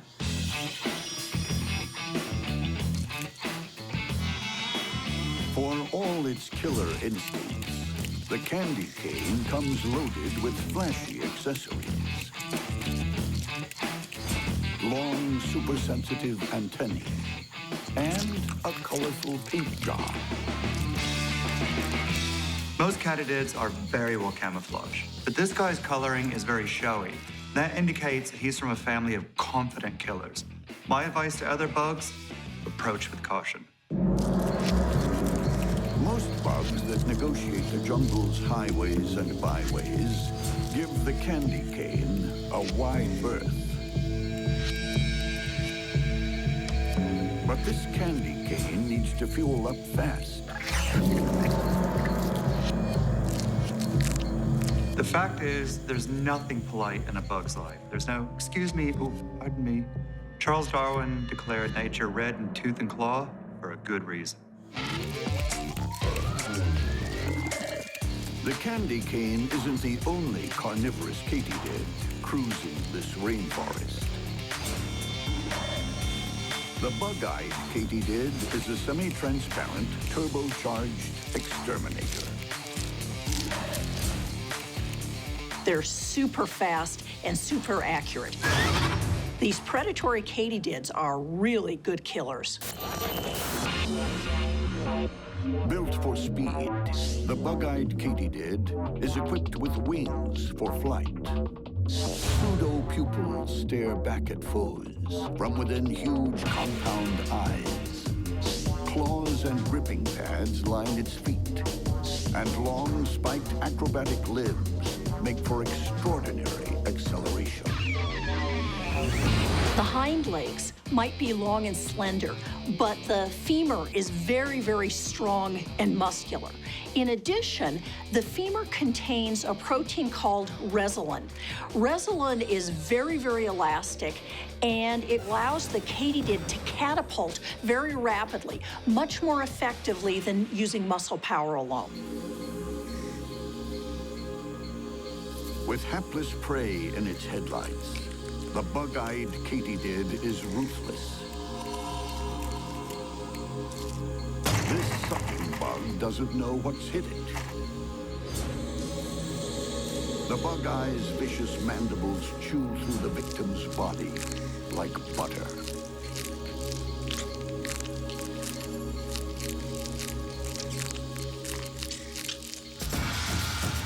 But will the kill be quite so simple when this supercharged exterminator collides head-on with the monster muscle car?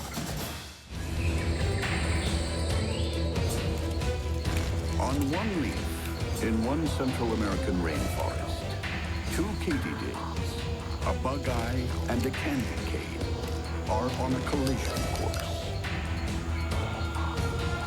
This is a truck versus a sports car. It's going to come down to who's better suited to the local road conditions. The candy cane has needle-sharp limbs and mandibles that slice and dice. The bug-eye also has box-cutter mandibles, plus speed. Who will survive the impending wreck?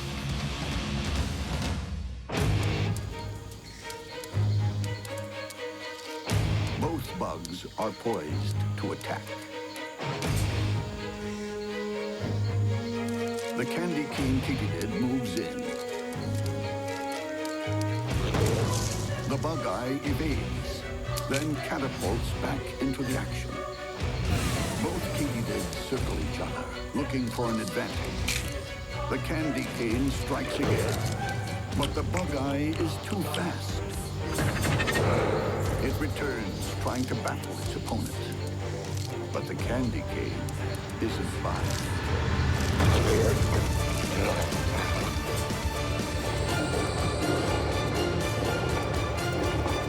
The prey capture technique of predatory katydids is very simple.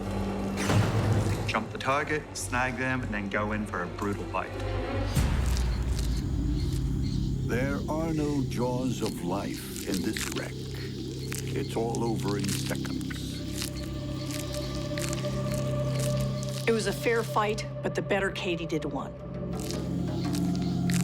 Trapped in the candy cane's lethal legs, the fleet-footed Bugeye is going nowhere. The katydid's mandibles are controlled by really large muscles, and that's why the head is so big. This allows these cutters to snip off arms, legs, anything else as efficiently as a 12-inch machete. Debris lies scattered everywhere. The victor dines on the winner's podium. The loser is left as roadkill on a rainforest leaf.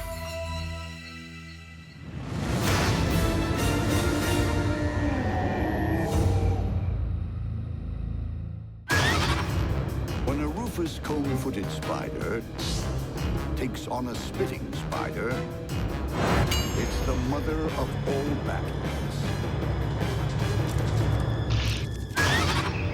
It has all the appearances of a routine night in the rainforest. A rufous comb-footed spider moves into a new neighborhood.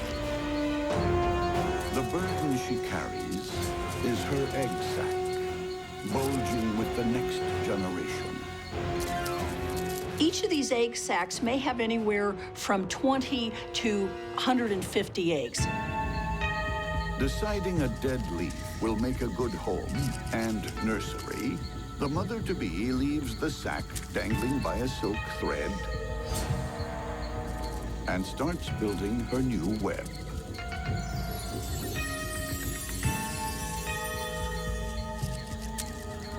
With her eggs secure at the top of her new home, her killer instincts kick in again.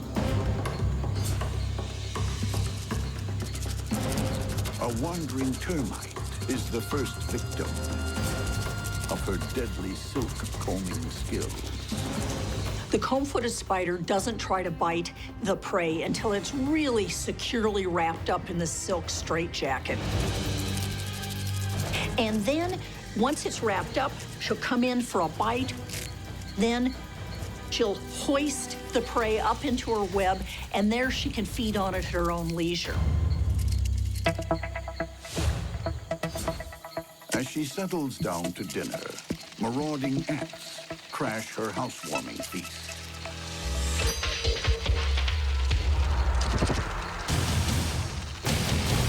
Fearing the ants will make a meal of her eggs, the combfoot's maternal instinct kicks in. She goes on the attack. Her needle-like fangs administer a venomous coup de grace. Her eggs are safe for now, but the night isn't over. Nearby, another silk specialist is on the move. And far from welcoming the new kids on the block, she'll be spitting with rage. The spitting spider has venom glands to produce silk as well as venom. So the concoction this girl sprays out is both sticky and toxic. When this spider gets about a half inch from her prey, she'll then vibrate her fangs at 1,800 times a second while spraying out this venom-laden silk concoction, coating the prey in a zigzag pattern and pinning it to the ground. A black-tailed scorpion, out for a takeaway meal, is about to find out how deadly the silky spit can be. The scorpion grabs a leg. Its sting searches for a weak spot, but it doesn't count on a sticky barrage.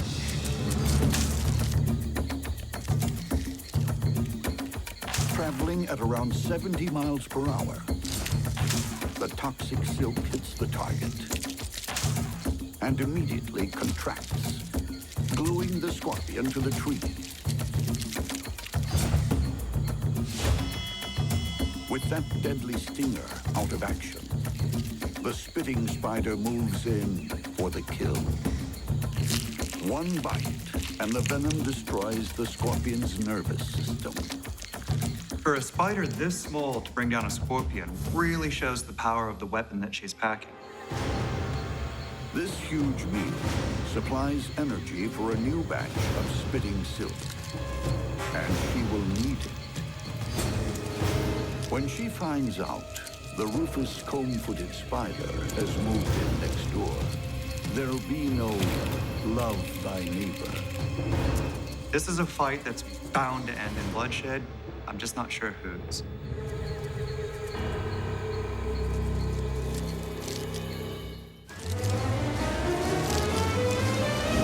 A rufous comb-footed spider settles into her new home. Her one thought is to protect her eggs. But a fully armed spitting spider is about to invade her nursery. The spitting spider fires off toxic silk. The rufous comb-footed spider retaliates with silk wrapping. Whoever wins that battle finishes off their foe with venom.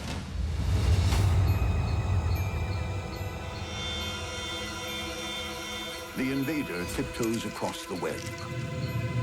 The rufous combfoot is fully aware she has company.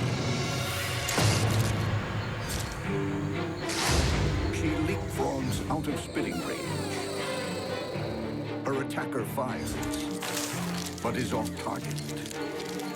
The combfoot heads for cover, leaving her eggs exposed. Even when her own safety is on the line, the rufous comb-footed spiders guard their egg sacs and defend it.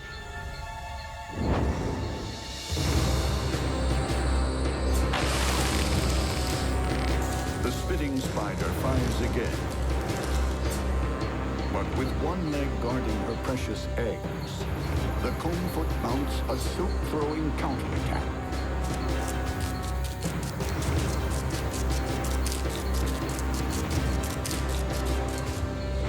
The spitting spider fires back.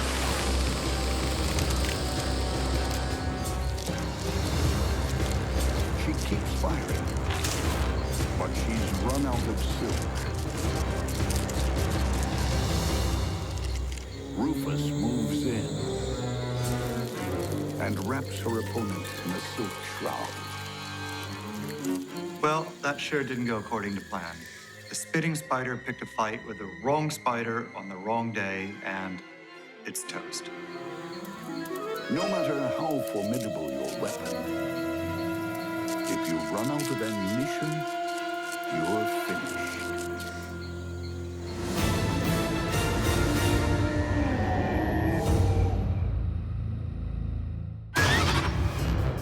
When a tiger assassin bug and a silverback cross spider meet for dinner,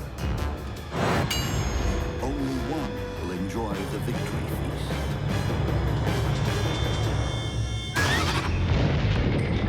On any day in this Costa Rican jungle clearing, you'll find an unlikely hunter prowling the petals. With a cumbersome body and an alien head, the tiger assassin bug looks more like a clown than a killer. But there's nothing amusing about this predator. They'll eat pretty much anything that they can handle, any small arthropod. Bulbous compound eyes, attuned to color and movement, are constantly on the lookout for prey. When it strikes, thick front legs tipped with twin gripping claws pin the victim down. When an herbivorous katydid gets a tap on the shoulder, it doesn't even have time to leap clear.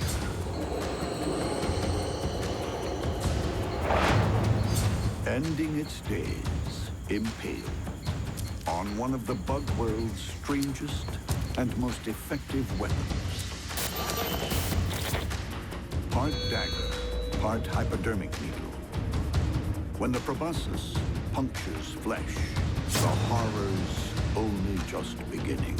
Once it's in, it starts injecting this nasty, nasty, paralyzing fluid that immediately makes its prey go immobile.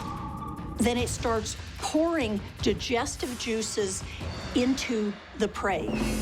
Having its main strike weapon attached to its face means the tiger assassin bug must always get dangerously close to its victim. But the silverback cross spider prefers to remain out of the firing line. She sits there facing downward with the pairs of legs arranged like a cross. Now, this is partially behavioral camouflage, but it also allows her to monitor each quadrant of the web simultaneously. The silverback cross spider also lets her web take the hard work out of hunting. Thick silk patterns, called stabilimentum, reflect ultraviolet light. Insects that collect flower pollen are drawn to any ultraviolet light source. So by putting the stablementa in the web, the spider is being ingenious. Not only is it attracting the pollen gatherers, but it's also attracting their insect predators. Any flying, jumping insect is at risk. Within seconds, this katydid is trapped in a silken spin cycle. When she reaches the prey, she'll begin throwing silk around it as fast as she can, but using her long legs to keep it at a distance.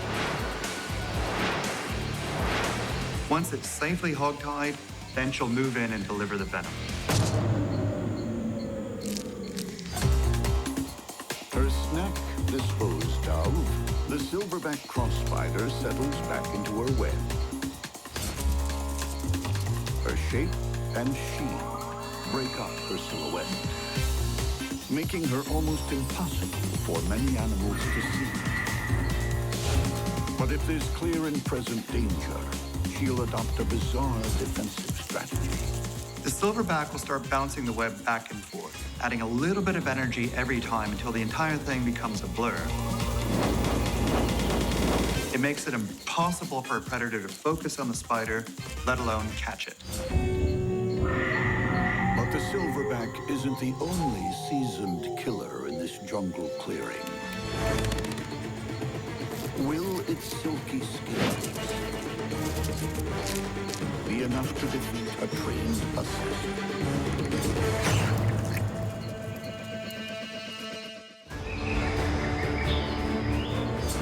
Night in the leafy killing fields. A tiger assassin bug is poised to attack a silverback cross spider. But she's not intimidated. There will be war.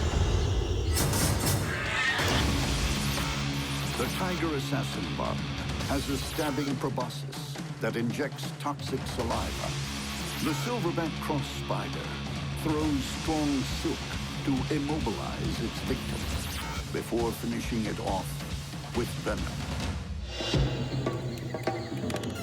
The assassin bug crash lands in the spider's lair. The owner rushes over. She hesitates, sensing danger.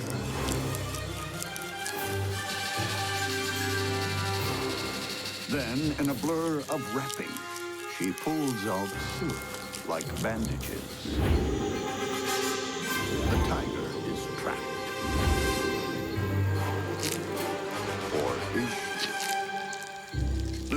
silverback tries to make sure. This spider species venom isn't particularly strong, but it's still adequate for the job. Now that she's delivered the first dose, she'll sit back, wait for it to take effect, and then move in for the kill and collect her bounty. Hoping her victim poses no further threat, the silverback cautiously returns. But the tiger has one final surprise. Its proboscis stabs through the silk, dripping with toxic saliva. The assassin bug would still love to get its proboscis and paralyze the spider that's attacking it. The tiger assassin bug tries to stab, but the silverback carefully keeps her foe at a safe distance.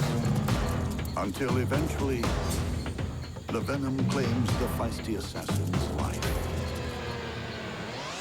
That battle may have been lost, but it made a valiant attempt to survive. The silverback cross spider will never know how close she came to sharing her victim's fate.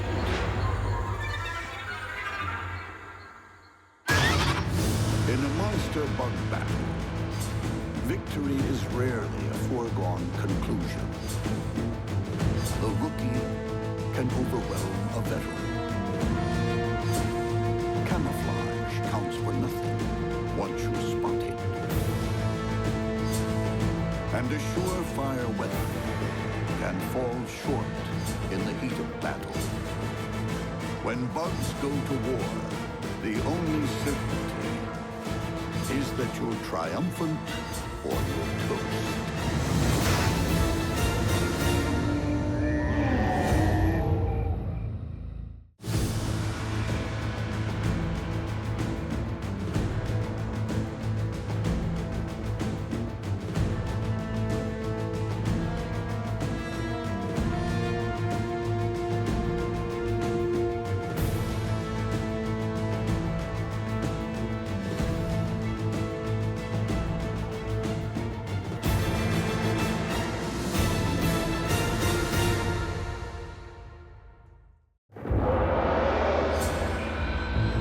To become a monster bug warrior, you need the skills of a butcher, They know what they're doing, and they do it well.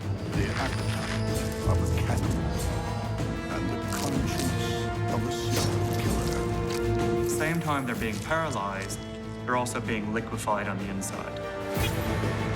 But even then, your next fight might be your last.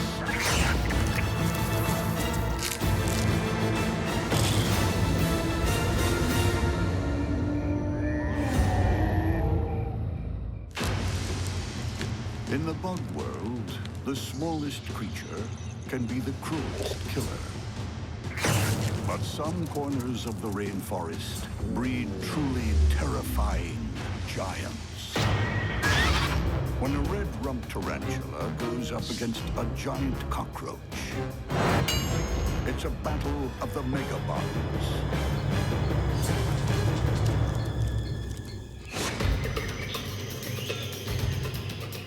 Deep in the Costa Rican jungle, something burrows through the leaf litter.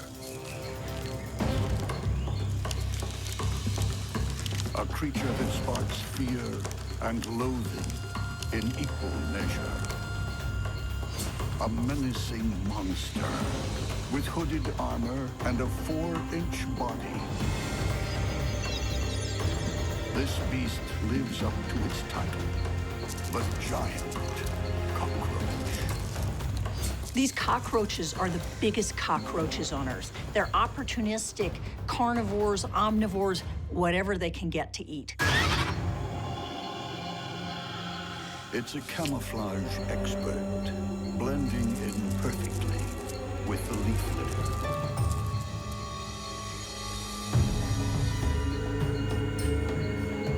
Large compound eyes wrap around the antennae like alien sunglasses.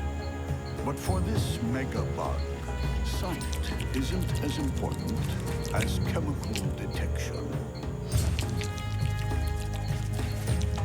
kept scrupulously clean. Thread-like antennae, almost twice as long as the giant's enormous body, probe the air for telltale smells and air currents. The huge body is defended by hardened wing cases. An armored collar, called a pronotum, shields the head and thorax. Powerful spine-covered limbs rake across opponents' bodies, tearing and ripping their flesh. Would-be predators must also contend with sharp mandibles that hack and slash. Their mandibles are relatively small, but they're really strong, and they're designed to be able to take apart almost anything that they encounter. When they fight, they'll use their legs, and they can also rip the opponent's legs off, so they can be pretty dangerous. But today, another bug world titan is on the prowl. A male red rump tarantula. Tarantulas have been around for a very long time, way before the dinosaurs, and everything about them is supersized. Their legs, their bodies, their fangs, and their ability to turn other animals into yesterday's news. This male's mean enough to play nasty, but against a roach on roids, smart enough to play safe. That swipe wasn't a predatory act of aggression. It was a defensive swipe driven purely by fear. When tarantulas are threatened, they'll rear up in front of a foe, raising their front legs and flashing their fangs, but biting is usually the last line of defense. Besides, this male tarantula isn't hunting for food. He's looking for love. But tarantula love is a one-sided affair. The male red rump tarantula is a monster, but the female, that's where the word extreme isn't extreme enough. She's 5 to 6 inches across, positively humongous, and she can live over 20 years. When a female meets a male, she will either mate him or eat him. Unfortunately, he doesn't know which. For some males, that's just too risky. This big mama doesn't miss much. Her 8 small eyes, grouped close together, provide only poor vision. Instead, she hunts by vibration. Her massive body and legs are covered in long sensory hairs. Hair also forms a unique defense. Beneath the red rump's fiery abdominal hair, tiny barbed strands, called urticating hairs, can be flicked onto an approaching enemy. They're like fiberglass, so you can imagine if they get into somewhere sensitive or in the eyes, the itching would drive a predator crazy. This male is prepared to risk his life for a mate, even though she can be the date from hell. Courting behavior in these spiders is a complex ritual with all sorts of palpable drumming, body vibrations, and leg tapping. You don't just walk up and say, "How you doing?" The female has one goal, to have her eggs fertilized. Otherwise, the male is just one more piece of meat.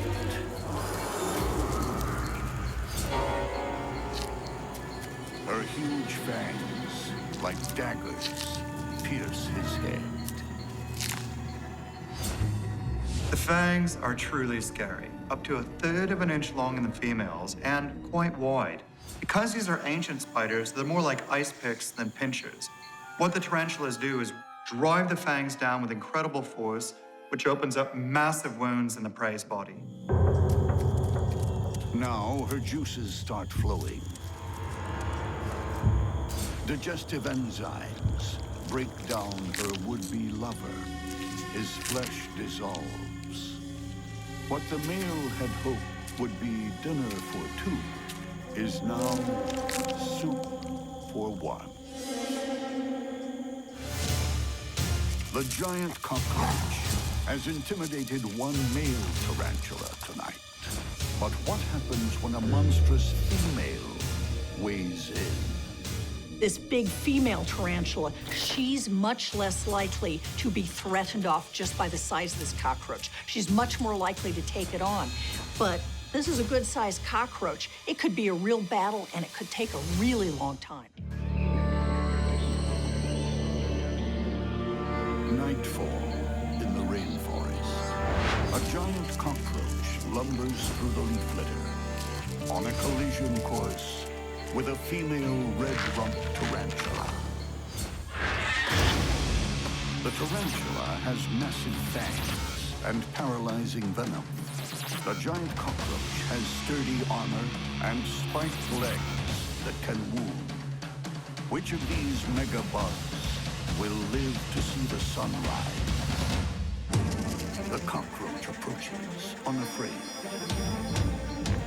The tarantula is poised to attack.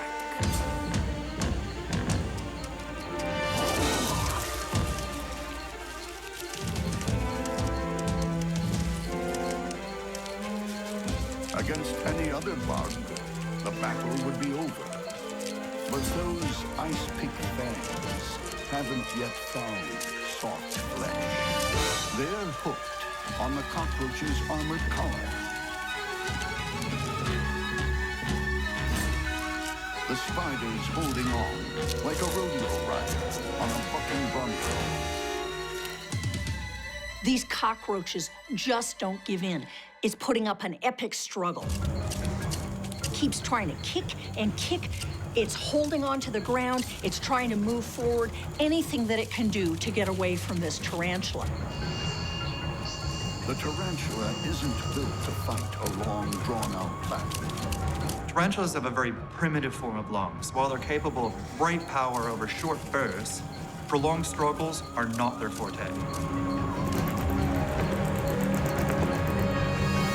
There's another problem, an annoying ant swarm.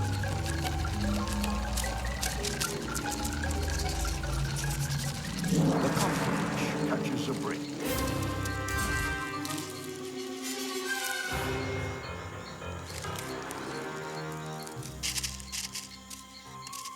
But just as it gets off the Mantis, round 2 begins.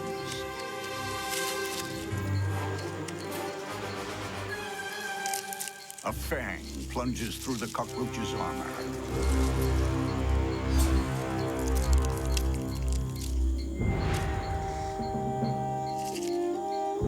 Dozens of mites who made a home under the cockroach's wings start leaving the sinking ship. This is really a web of life, and you see mites on almost everything. Mites are bloodsuckers. Now the tarantula sucks the life out of its once mighty opponent. In the bug world, the bigger you are, the harder you fall.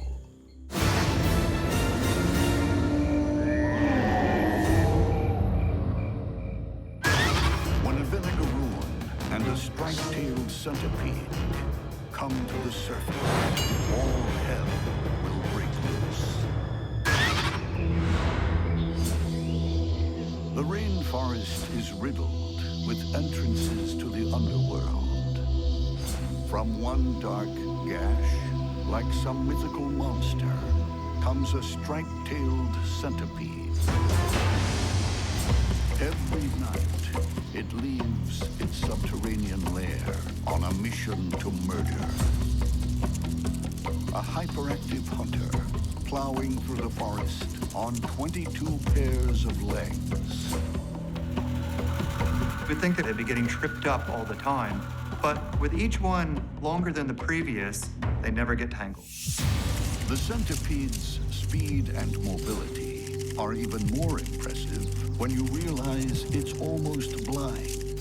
Its antennae act like all-seeing eyes. Beneath the antennae, on either side of the head, the mean-stroke weapons. 2 modified legs have become venom claws, that deliver a toxic shock. Perched high on a leaf, a grasshopper thinks it's out of harm's way. But the striped-tailed express is hot on its chemical trail and severs a hind leg. Now that's poor defense. The grasshopper really should have jumped clear while it had a chance, because now when the centipede comes back, it's not going to have a leg to stand on. The venom claws now serve as silverware, pulling soft flesh from the exoskeleton. Like a discerning diner ripping meat from a lobster tail. Nearby, another denizen of the dark emerges, hungry for blood. With its heavy armor and creeping crab-like walk, the vinegaroon is a primeval nightmare. Vinegaroons are like B-grade movie idols. I mean, they're just really scary, monster-looking animals. Massive pedipalps, ending in crude pincers, grab prey in a merciless embrace, then crush it against serrated armor plates. Like all arachnids, the vinegaroon has 8 legs, but only 6 are used for walking. The first 2 are sensors that the vinegaroon taps around like a blind person's cane. Its heavy armor is enough to deter most predators. If that doesn't work, the vinegaroon mounts a reeking rearguard action. They've got a gland at the base of their tail that is capable of spraying what's essentially vinegar as much as 3 feet away. They're able to move their tail around, aim it toward the predator, and then spray this mix of acetic acid and caprylic acid. It breaks down an invertebrate's exoskeleton. But will the vinegaroon's heavy weapons be enough to defeat the striped-tailed centipede when it attacks head-on? In the dead of night, the rainforest is haunted by underworld demons.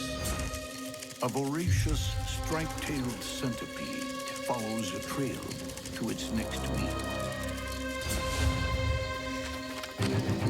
Meanwhile, a vinegaroon waits for its dinner to arrive. The centipede attacks with spiny feet and razor-sharp venom claws. The vinegaroon wields giant club-like pedipalps, spiked pincers, and serrated blades. Who'll survive the battle of the night terrors?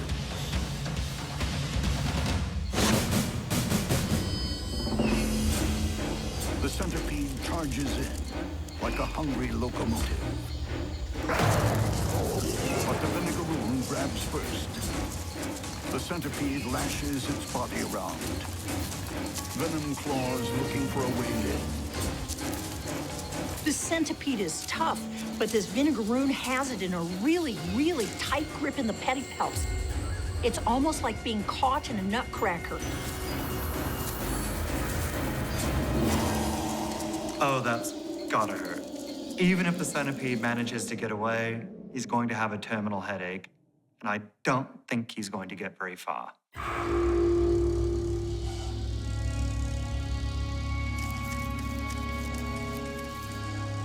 The centipede's legs kick feebly as claw-like chelicerae tear into its neck, almost severing the head. Regurgitated digestive juices flood the wound, transforming solid flesh into centipede soup. So it seems that the old adage of live by the sword, die by the sword is just as applicable to the bug world as anywhere else. The vinegaroon savors its victory, ferrying its dead foe back to the underworld to feast in peace.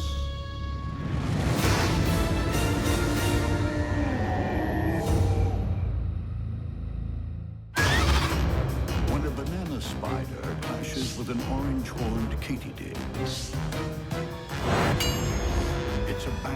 die for.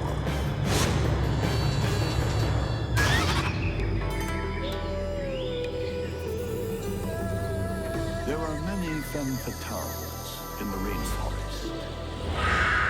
But the orange-horned katydid is the ultimate mean girl. This is a body-slamming, take no prisoners, bite your head off type. And trust me, when she's in a fighting mood, you don't want to mess with her. A sit-and-wait predator.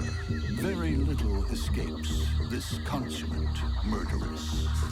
Those huge compound eyes give the katydid very good vision. And the long antennae allow her to feel and sense prey from a great distance. So another predator would have to mount a surprise attack in order to have any kind of competitive advantage. Tangling with this bug is a daunting prospect. She's armed to the teeth. Savagely spiked back legs are spring-loaded weapons that deliver a lethal kick or launch her out of danger in a single bound. These muscular hind limbs allow a katydid to jump up to 20 times its body length. Now, even a human Olympic world record long jumper can jump a distance maybe 5 times his body length. So this insect makes our most stellar athlete look pathetic by comparison. This hapless cricket could kick itself, or straying into the katydid's murderous clutches. The only type of hugs that the orange-horned katydid gives are fatal ones. She wraps them up with the spiked arms, piercing them with the spines, and then goes in for some hardcore mouth action from which they will never recover. 2 sets of feelers help her work out the size and shape of her meat. Wickedly sharp mandibles with hardened black tips mangle the cricket's soft tissue. With her belly full, the leftovers are discarded like yesterday's lunch. The orange-horned katydid isn't the only ruthless female in this forest. With a sleek body, slender tapered legs, and attractive markings, the female banana spider is a bug world beauty queen. She rules her world ruthlessly. From her webs that she weaves with spun gold. Concealed in her golden castle, the deadly queen waits for her victims to come by. A prey item has come in, she feels the vibrations, and she rushes down to grab it. With her victim trapped, the banana spider shows her true colors, and it's not a pretty sight. Behind hairy feelers, known as pedipalps, are large curved fangs that inject powerful venom, then tear the prey apart. A tiny leafhopper is just a snack. Next time, the beauty queen will be looking to supersize her meal. But not all of the banana spider's conquests are disposed of so easily. The orange-horned katydid has wings. What happens when the ultimate mean girl is on a collision course with a high-wire huntress? In the moonlit jungle, a banana spider sits patiently in a silken death trap, waiting to welcome her next victim. Not far away, a female orange-horned katydid loiters with murderous intent.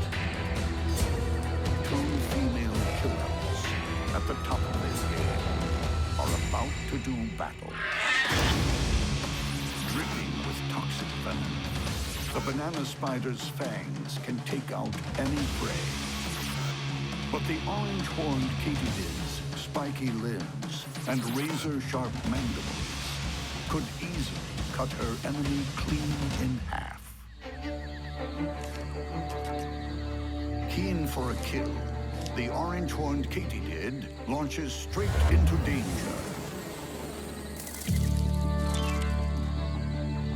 The banana spider approaches with caution. She's tapping that katydid with her front leg to see whether the katydid has much give. Is it able to get loose? The katydid pokes back, but the beauty queen now has her opponent in her sights. As long as the katydid can hold the spider's fangs at bay, it has some chance of surviving this.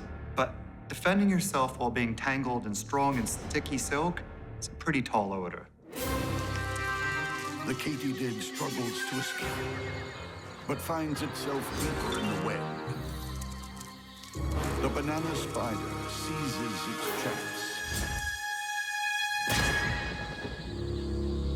Sharp fangs pierce the katydid's abdomen, delivering their toxic payload.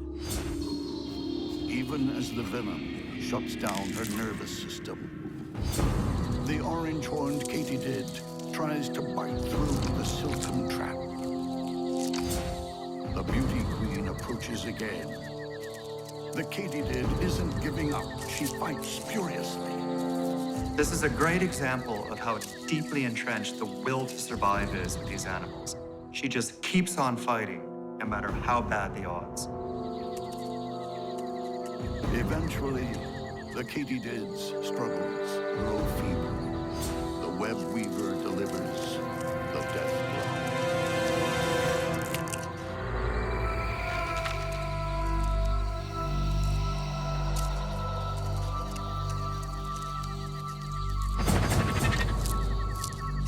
It's been a titanic battle.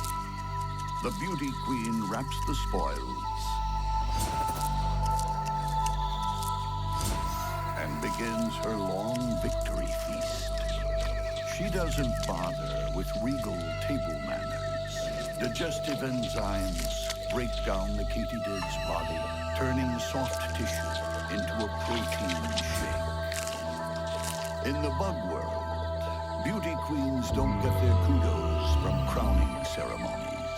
They get their kicks when their rivals are trash on the forest floor.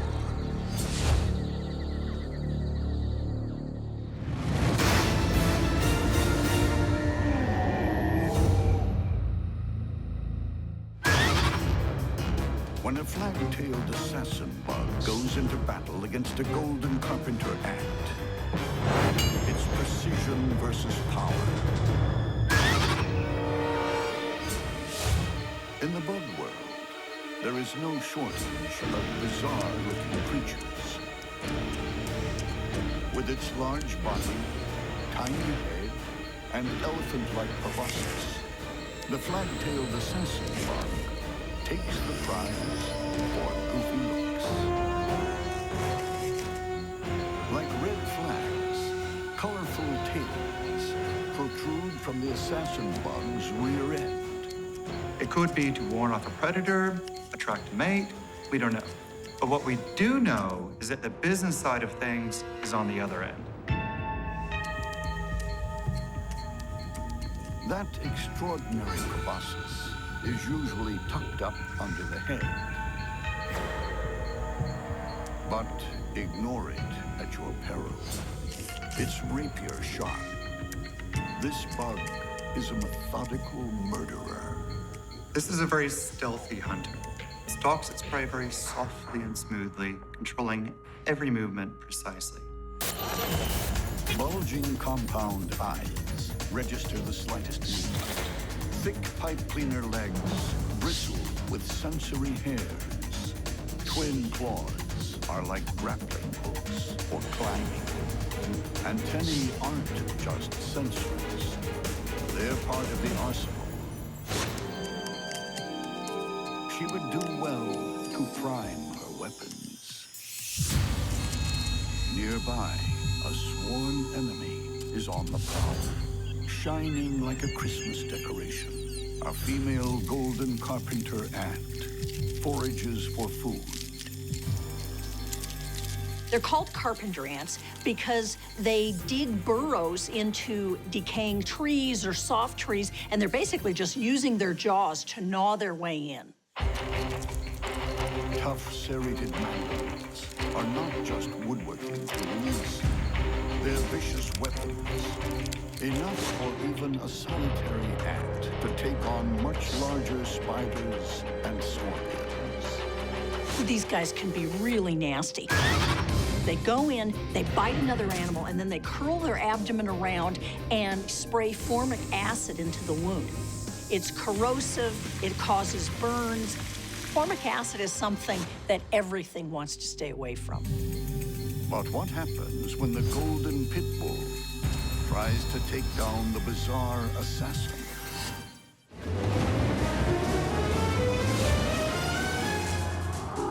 Among the rainforest blossoms, a flag-tailed assassin bug is on a stakeout. Close by, a golden carpenter ant is out on the prowl. The flag-tailed assassin bug will use its proboscis to inject toxic saliva and flesh-melting digestive juices. The golden carpenter ant will use its toughened mandibles and burning acid. Who will emerge with their honor and life intact? Unintimidated, the ant moves first.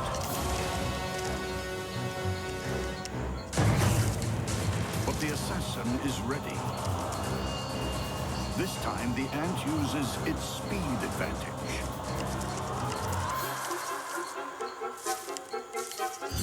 But it's not quick enough. The probing proboscis finds its mark.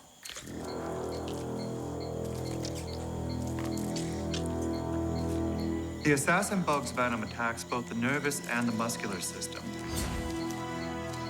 paralyzing the prey in just 3 to 5 seconds after being injected.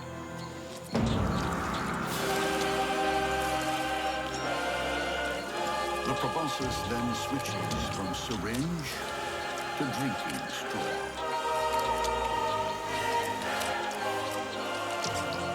The victim's liquefied innards are sucked up by this all-in-one instrument of death.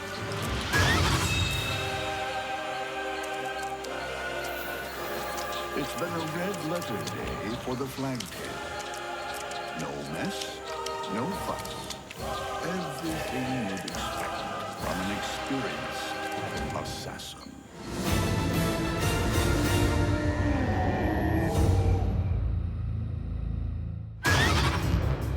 When a bronzed huntsman faces off against a slender-necked mantis, one of them will be down for the count.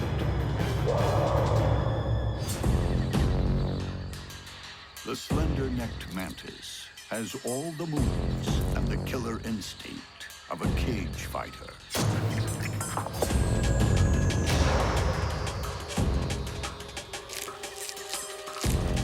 This animal wouldn't be out of place in a round of ultimate fighting. It can pull combination moves that wouldn't be legal anywhere outside the bug world. In the blink of an eye, long raptorial arms, lined with needle-like knuckle dusters, land killer punches. The muscles that control the mantis's raptorial strike are very strong and incredibly fast. In fact, they can do 2 strikes in the time it would take a housefly just to prepare its wings for takeoff.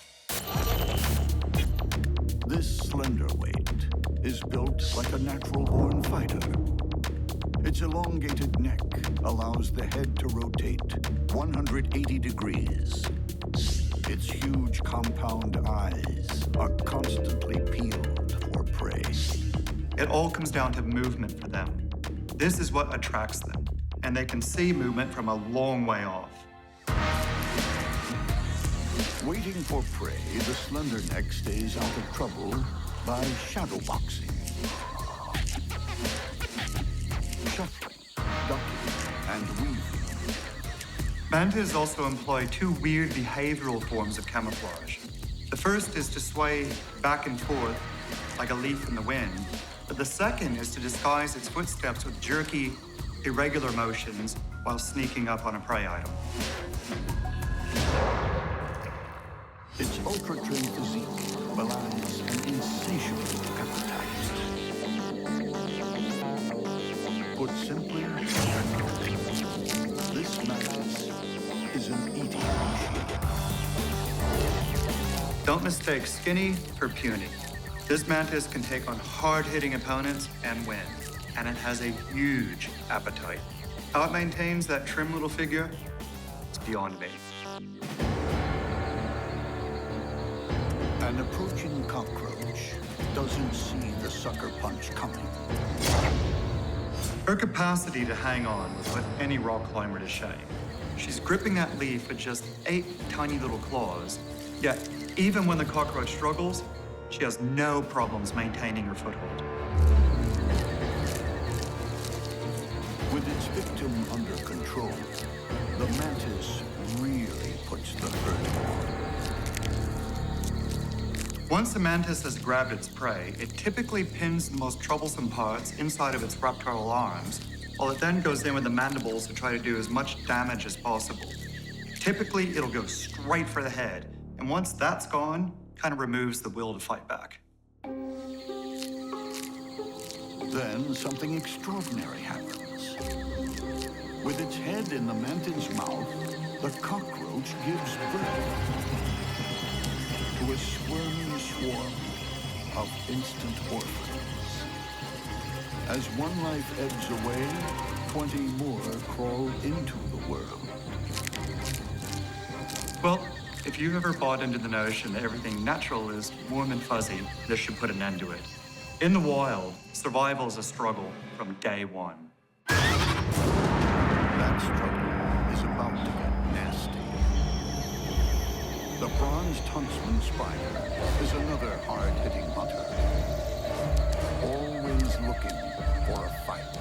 Huntsmen are ambush predators. They basically are willing to hunt on the ground or in the trees and wait until prey passes by. And then they lunge at it fast, scoop it up in their arms, and then tear it apart with their strong fangs. Like all huntsman spiders, this prize fighter hugs the surface.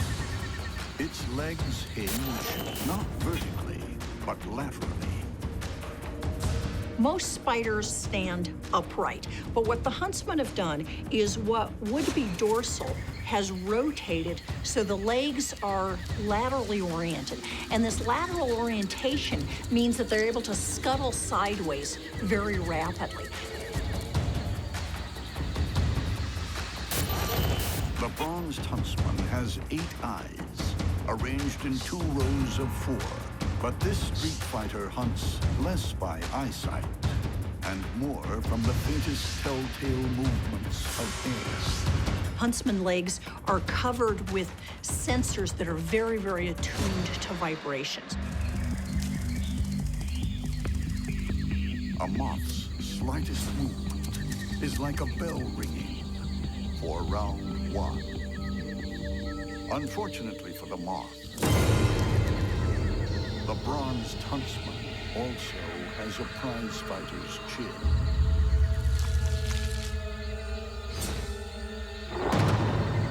Huntsmen have big, strong chelicera, and they're really able to grab prey, pierce strong exoskeletons, and then tear it to pieces.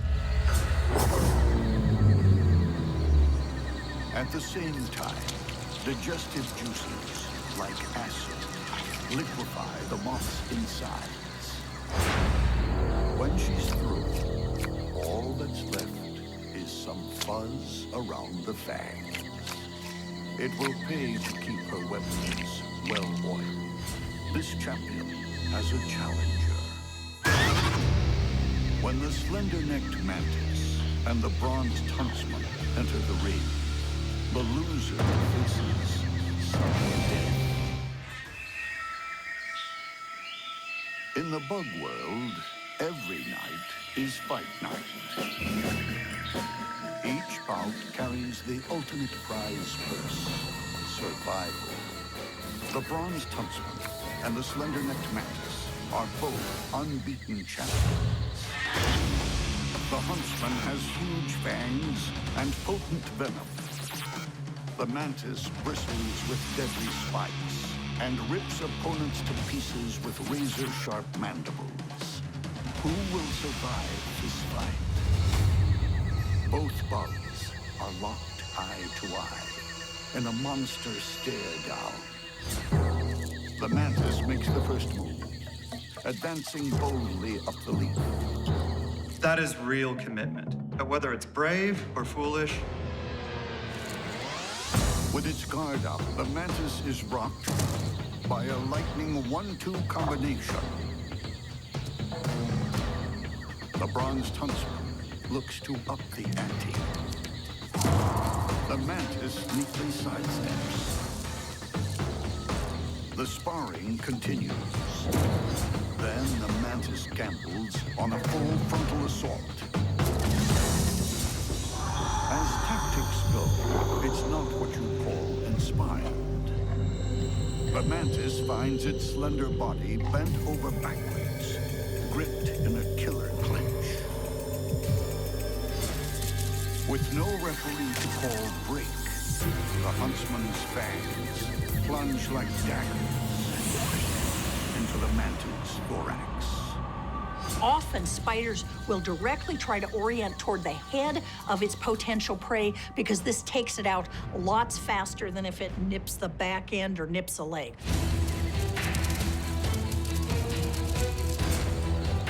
The mantis refuses to throw in the towel, biting and grabbing its opponent's pedipalp with a sharp-toothed arm. That has gotta hurt. These pedipalps are really sensitive, and the spider is gonna be in real trouble if it manages to rip these pedipalps off. So it's injecting venom as fast as it possibly can.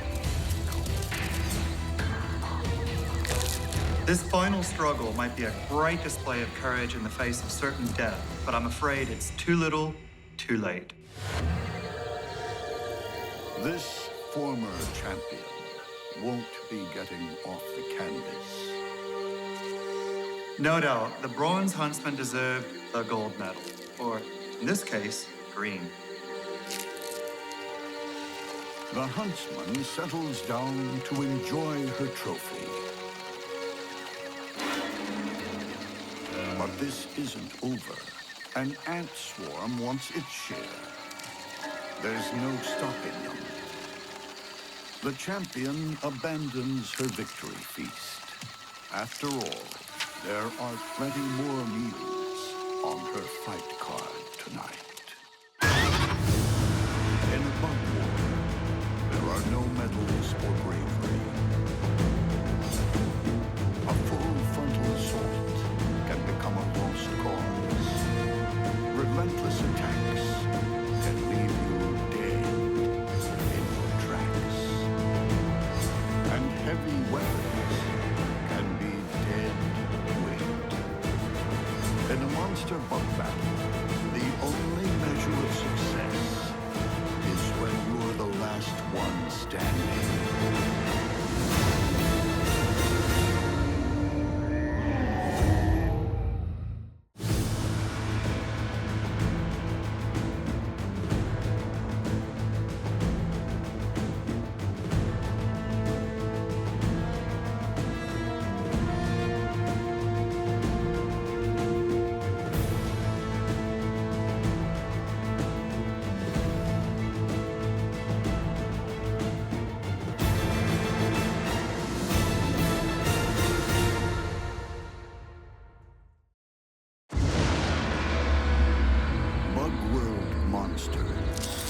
Pitiless predators, merciless murderers. They're a force of nature that you don't want to encounter. In a bug battle, there is no such thing as gracious in defeat. The way that they end is always messy. The next bug you greet could be a great meal or the Grim Reaper.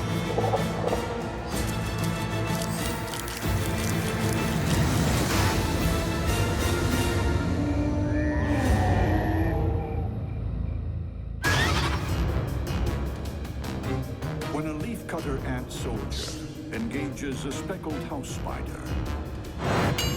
It's power versus patience.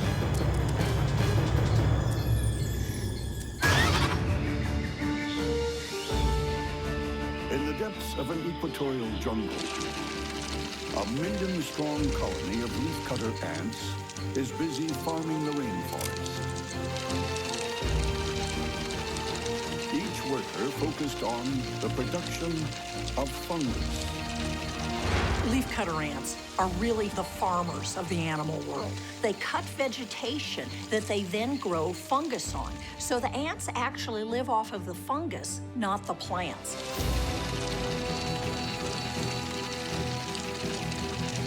They might be peaceful, but you aggravate these agrarian ants at your peril.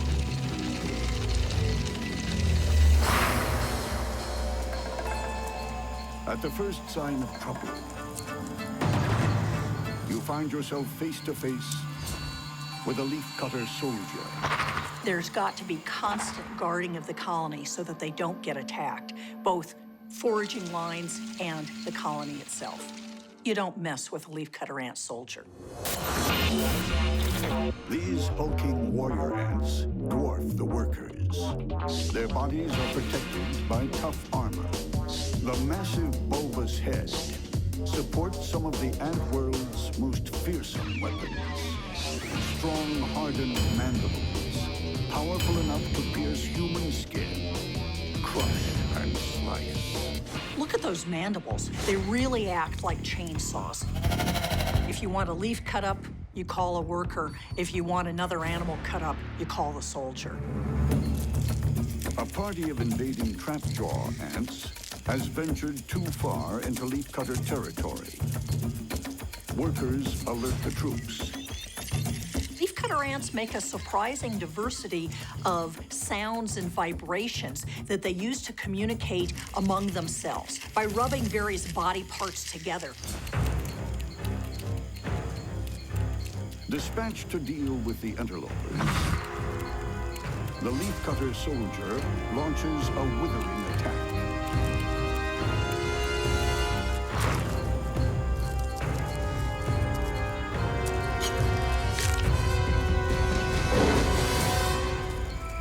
Its enormous mandibles clamp down. Although the soldier is wiggling its abdomen around, it doesn't have formic acid, it doesn't have a sting. However, its mandibles are so strong that it's literally able to take control of the situation. Ordinarily, trapjaws are ferocious fighters, but against the soldiers, they don't stand a chance.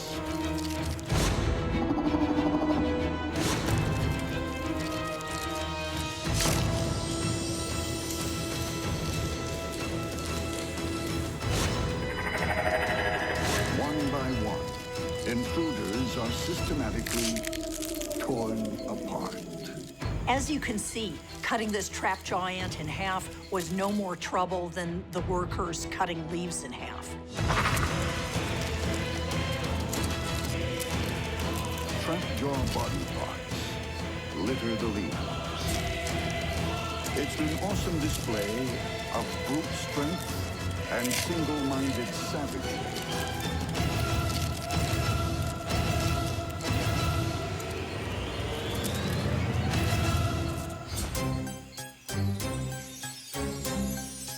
But not every fighter in this neck of the woods relies on size and raw power.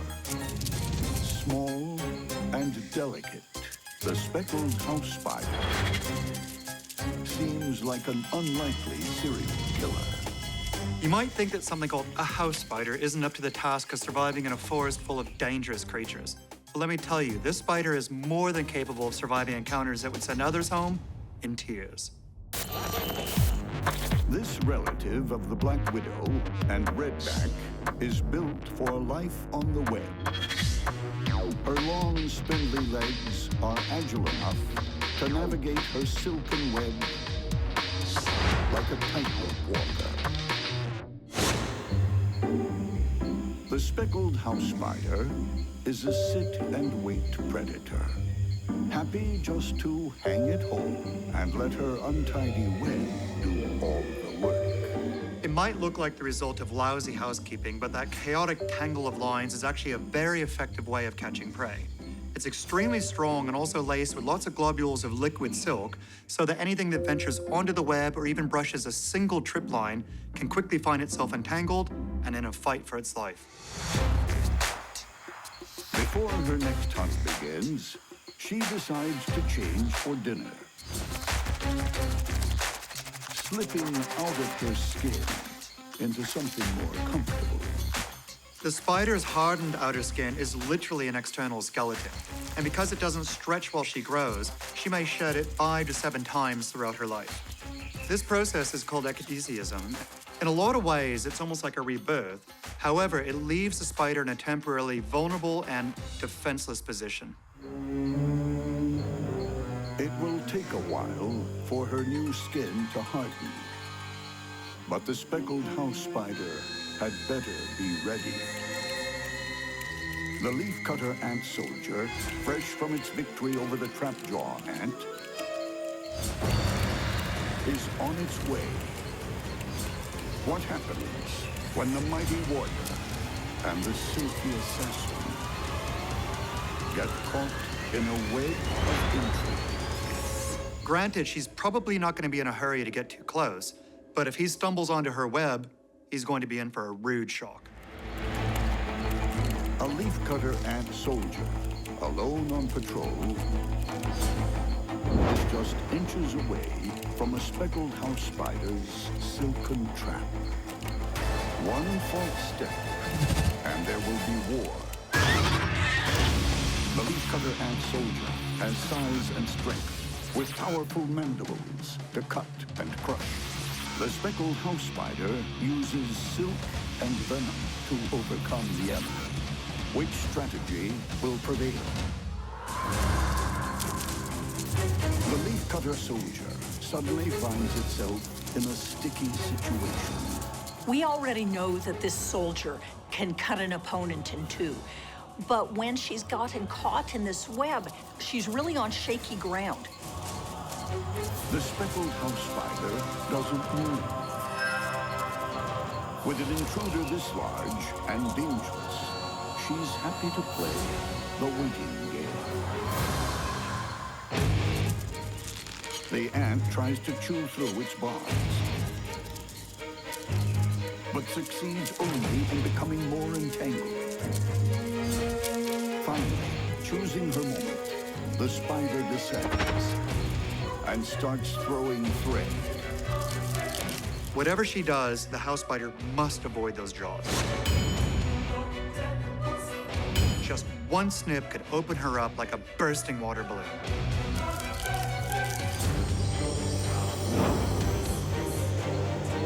Then, moving incautiously, she delivers a toxic kiss, narrowly avoiding the ant's slashing jaws.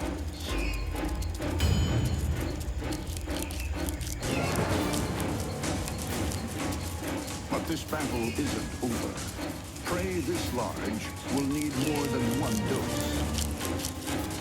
Again and again, the spider dances with death, ducking the gnashing mandibles to inject more venom. She retreats and waits again.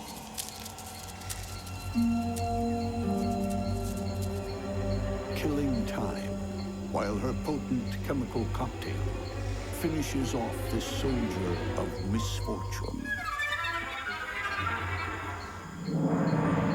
In a monster bug war, no matter how formidable your weapons, it pays to fight battles on your home turf. You know, I think this is just a classic case of the bigger they are, the harder they fall. End of story.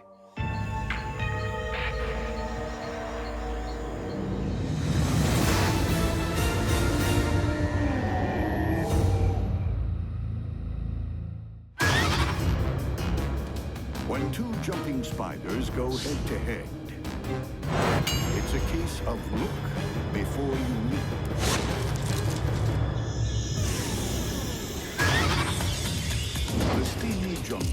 Central America are home to more than 5,000 species of jumping spider,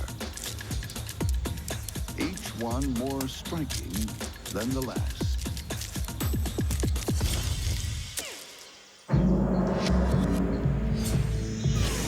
The yellow jumping spider might not be quite as colorful as some of her cousins, but she makes up for it with street smarts. They've got relatively simple brains, but they're clearly using these brains in really complicated ways to remember where things are and make quite complicated decisions about how to attack their prey. The huge comic book eyes are constantly peeled for prey they can see 40 body lengths away. And don't think for a second that you can sneak past unnoticed. She really does have eyes in the back of her head. A total of 8 orbs ring the head, providing a wide-angled world view. The smaller eyes focus on movement, so they detect something moving in front of them. It's the big anterior median eyes that provide the crucial information for where and when to attack. Those extraordinary orbs sense color, contrast, even ultraviolet light. Just what you need when pinpointing prey and launching long-range attacks. Death comes swiftly. Fast-acting venom paralyzes the victim almost instantly. But what happens when she encounters an enemy who possesses the same skills?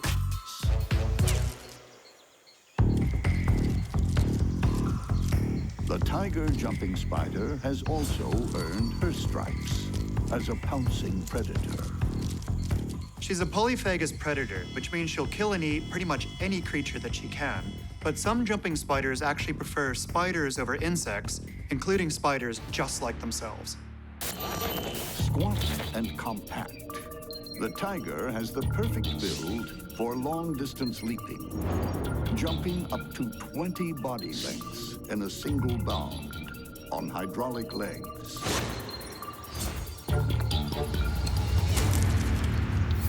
Now that's deadly accuracy, a direct hit. You could almost hear her making the calculations for the trajectory of that jump. And she took her time to make sure she got it right. Brava. But the kill might not be quite so easy when the tiger jumping spider runs into her yellow counterpart. You might as well just flip a coin or pick the spider you like the look of most. It's that close a call. They're similar in size and possess identical powers.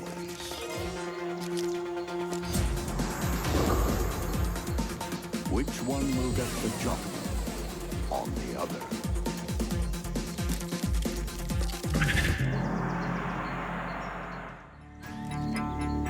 On a rainforest leaf, 2 jungle gymnasts are about to meet in mortal combat. A yellow jumping spider is prowling for prey. Nearby, a tiger jumping spider will happily make a meal of her close relation.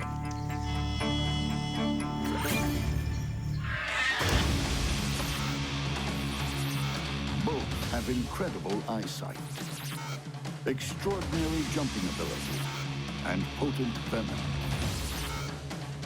Which one is the faster draw?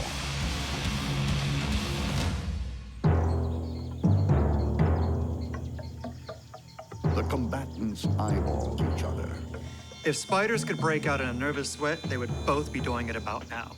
Because they can both see and recognize the danger that they're both facing. The yellow jumping spider holds her ground. The tiger blinks first, backing off, but changes her mind.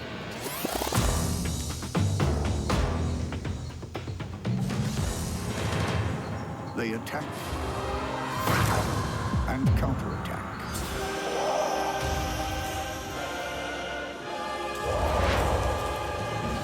It's a standoff. The tiger makes a strategic withdrawal. The yellow jumping spider is on full alert. But the tiger has a new vantage point. It's all about establishing the best angle of attack and getting in an accurate shot first. Like its feline namesake, the tiger pounces.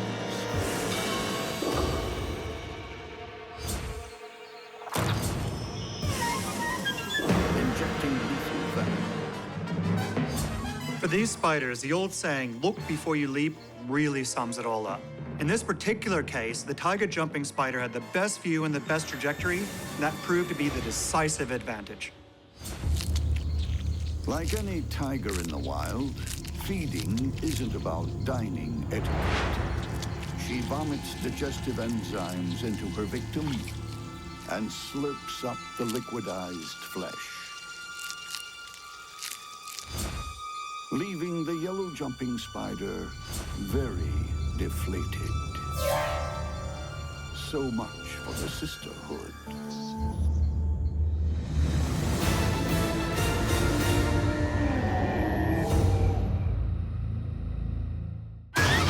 When a geophyllid centipede grapples with a Costa Rican cellar spider, it's silky skills versus straight-up savagery. The rainforests of Central America are rife with skilled killers. But when it comes to speed and aggression, the geophyllid centipede is in a class of its own. If you shrunk a freight train down to just a few inches and gave it 152 legs and a hyperactive and aggressive attitude and a pair of venom claws, you'd end up with a geophyllid centipede. The only thing guaranteed to slow this guy down is death. Swift and sure-footed, as flexible as a yoga master, this restless hunter can handle not just rough terrain, but in some cases, no terrain, flowing across crevices like its own rope bridge on 76 pairs of legs. Each body segment is protected top and bottom by armored plates. At the rear, a pair of anal legs mimics the centipede's antennae, so predators aren't sure which is the dangerous end. When it tracks down prey, those legs become multiple weapons of war.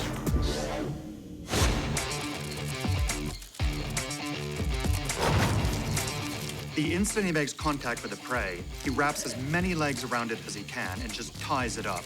Each one of these legs is tipped with a very sharp claw, so this is like trying to wrestle a snake that's inside of a barbed wire suit.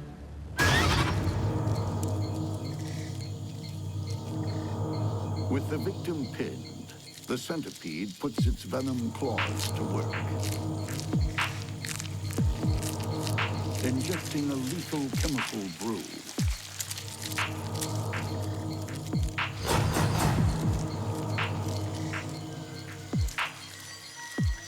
Most centipede venoms contain a chemical called 5-hydroxytryptamine, which is the neurotransmitter that we call serotonin. This not only produces pain in the prey, but also increases the absorption of other toxins that break down the cell walls in the tissue. What the venom doesn't do, the vicious claws finish off. The centipede starts tunneling through the Katy and devours its victim from the inside, right up to the eyeballs. All that's left is a shell, discarded like an empty glove. Nearby, another ruthless hunter is setting her trap. Looking delicate, even frail, the Costa Rican cellar spider is deceptively deadly. Cellar spiders look so delicate, but actually they're really quite tough predators. For this web warrior, being neat isn't a high priority. The cellar spiders build a fairly messy web. They hang upside down in this web, and then they may have lines going down to the ground that are relatively sticky.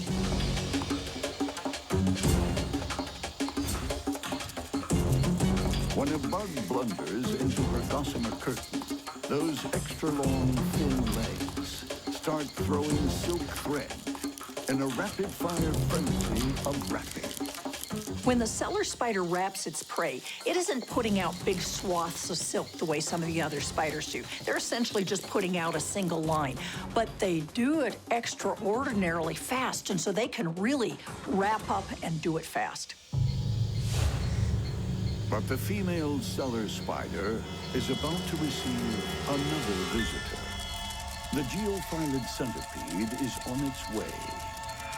What happens when the silk stalker is struck by a runaway train? Anyone who thinks cellar spiders are harmless doesn't know they're spiders. The centipede could be hog-tied in an instant, and then the only way he could break free would be brute force.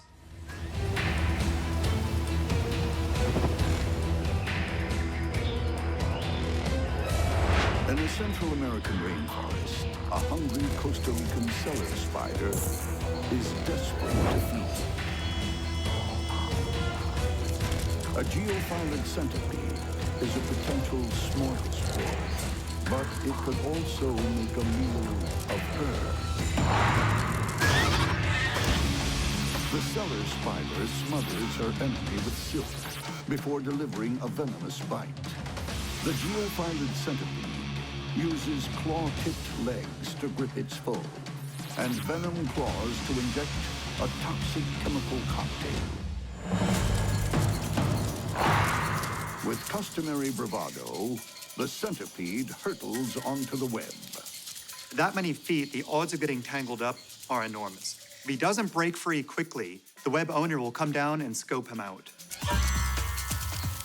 The cellar spider reacts instantly,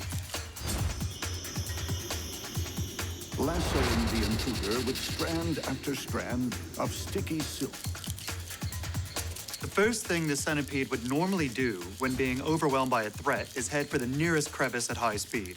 But that's clearly impossible to do when you're being wound up with thread after thread of super sticky spider silk. The trapped centipede lashes about like a demented garden hose, trying to score a direct hit with its deadly venom claws. But the spider is always just out of range. This is where silk wrapping with these incredibly long legs comes in handy. She cannot get too close to that centipede. The way she is wrapping is amazing. Look at how fast this is.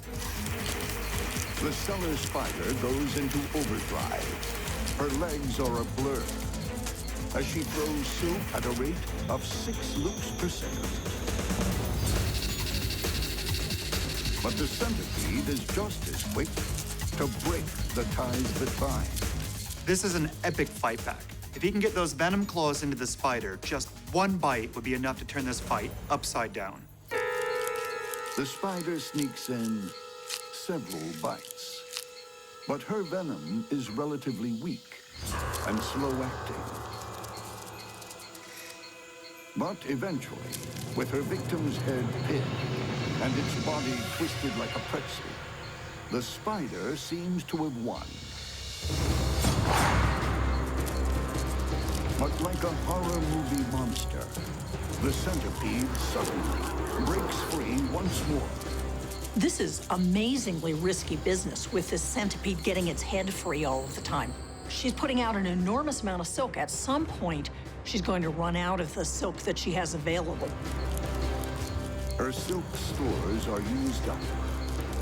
The spider is throwing thin air, and the centipede's head is still free. In desperation, she dispenses her few remaining drops of venom. The centipede may have finally succumbed, but Talk about combat endurance. He made the spider use every last inch of its silk, every last drop of its venom, and every last bit of its energy. He won't be remembered as a wimp. It's been an epic battle. Now, the epic feast. The Cellar spider spews digestive juices into the centipede's body and sucks up the liquefied flesh. Okay, I know it's dead, but I wouldn't be surprised to see this centipede spring back into action one last time.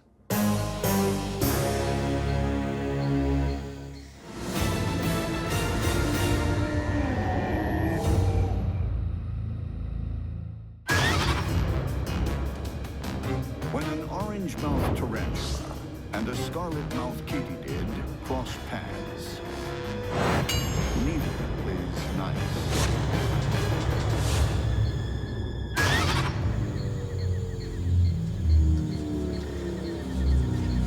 With her velvet coat and fancy gloves, the tree-dwelling orange-mouthed tarantula is no stranger to the high life. But despite being an uptown girl, she has a low-down mean streak. They're absolutely voracious predators. These guys are taking down frogs and lizards with no problem. Behind her pedipalps, huge fangs, like ice picks, are as brutal as any in the spider world. At the tips of her forelegs, dense tufts of hair form pads known as scopulae, enabling her to scale sheer surfaces with ease.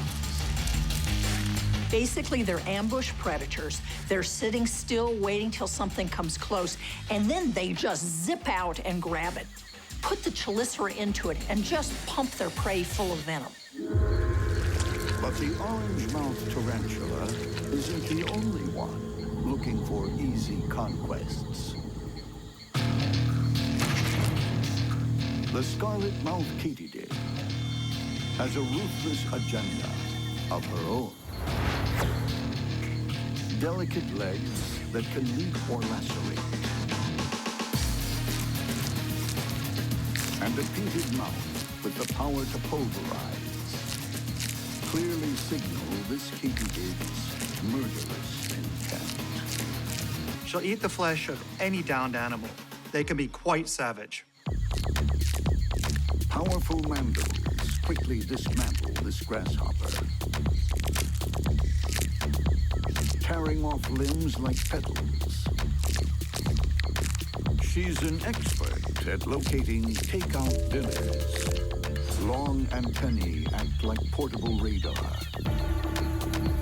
to help size up her prospects. Muscular legs lined with spines can lash out to puncture prey or skip town completely. She can use them to propel herself into the air in a very athletic manner. One push and she's airborne in a flash. The katydid's powerful legs help her get to the front of the dinner line fast. But when she lands a meeting with the orange-mouthed tarantula, who will get the upper hand and who will lose their head? In the Costa Rican jungle, an orange-mouthed tarantula is a social climber with a serious appetite. Not far away, a scarlet-mouthed katydid boasts more than looks that kill. When these mortal rivals clash, good manners go out the window. The orange-mouthed tarantula's venomous fangs tear victims apart. The scarlet-mouthed katydid fights back with vicious mandibles. Which one will live to see another day? From neighboring branches, the katydid and the tarantula size each other up. The katydid launches, but close up finds itself next to a giant. The katydid tries to escape, but fatally underestimates the tarantula's speed. Monster fangs slam into the katydid's body. This tarantula's bite has caused a ridiculous amount of damage very, very fast. Spiked daggers rake through soft flesh as the katydid kicks impotently. She's just grinding away with these toothed chelicera and basically turning this katydid into soup. Death by tarantula is not a nice way to go.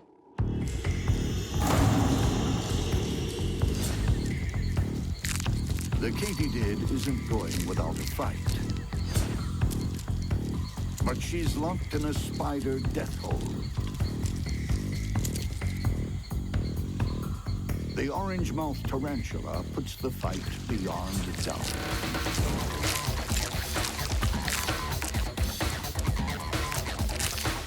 And she gets an unexpected bonus. A side search of the katydid's unborn baby. And if that weren't undignified enough, she silk wraps the scarlet mouth, so her meal stays in one piece while she slips it down. Really, who would want to be a bug? Their lives are so full of peril, and the way that they end is always messy. When dinosaur ants take on a trapjaw ant colony, heads will roll. A rainforest log has become a new home to a small colony of dinosaur ants. What they lack in numbers, they make up in attitude and stature. Dinosaur ants are really huge ants. They're some of the biggest ants in the world. They're somewhere between an inch to an inch and a half in size.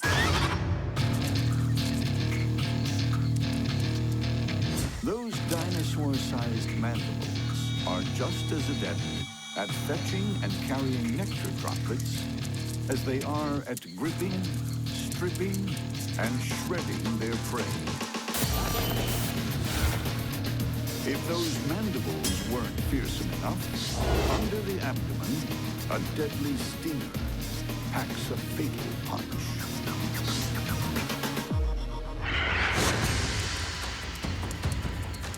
A katydid unwisely ventures into the neighborhood.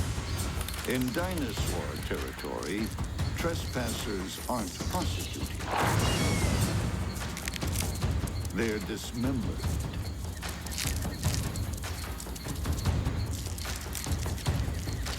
When they capture small prey, they may just grab it with the mandibles, cut it in two, and carry it back to the colony. These ruthless raiders will protect their colony against all comers. They may need to. A few feet below, a colony of trapjaw ants moves in. Construction of a new nest is underway. Prolific workers, strong in numbers, trapjaw ants run a ruthlessly efficient killing machine. A passing spider is carved up and carted off to feed the colony's hungry larvae. These trapjaws are proficient builders one minute, brutal butchers the next.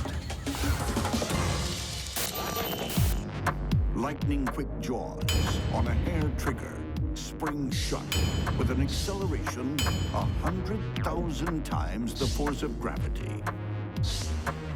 We're talking fully open to fully closed in 0.13 of a millisecond, which means they're traveling at about 145 miles an hour. They're not the only weapon. Needle-sharp stingers stings loaded with toxic venom bring down most competitors. The sting is also very deadly, and they can use it over and over again. So they can sting, back off, and keep doing this over and over until the prey or the enemy just keels over dead. The trapjaws are the neighbors from hell, and the dinosaur ants want them gone. Before the day's end, there will be war. On a Costa Rican jungle floor, enterprising trapjaw ants are intent on building a new home. Up above, resident dinosaur ants resent the intruders. They're about to declare war.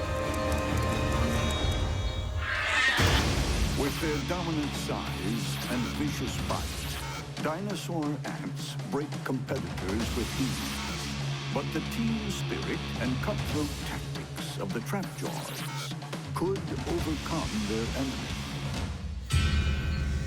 Both of the ant species are very capable fighters, and they're both armed to the hilt. No matter what happens, there's going to be mass casualties, and it's anyone's guess who will back down first. A dinosaur ant scout scopes out the enemy. It's intercepted by a forward party of fighting trapjaw ants. But the dinosaur's sheer size and huge mandibles win this skirmish. Dinosaur ant reinforcements arrive. It's clear that they've decided that offense is the best strategy in this situation. They might end up regretting it, but the battle is on. Angry trapjaws swarm the newcomers, hacking and spearing.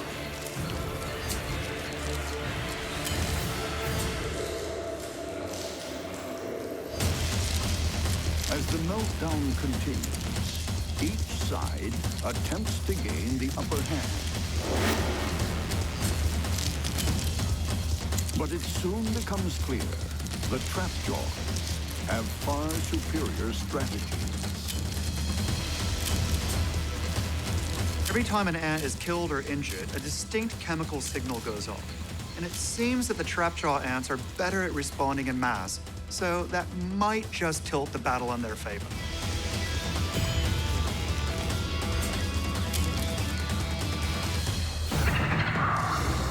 The conflict escalates, and the corpses pile up in both camps. But the trapjaws have the numbers. These battles between neighboring colonies can go on for well over half an hour, and usually one group is able to establish dominance over the other, and the losers back off and move away. The dinosaur ants have suffered too many casualties.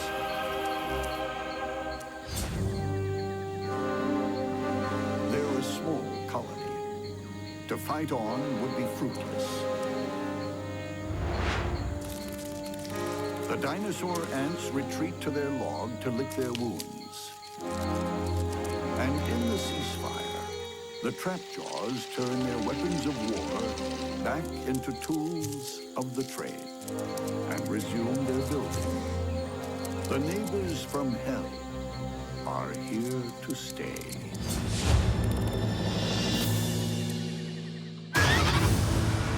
In a monster bug war, the Grim Reaper is never far off. One lapse, and your life could be over. A hasty decision can mean lingering death.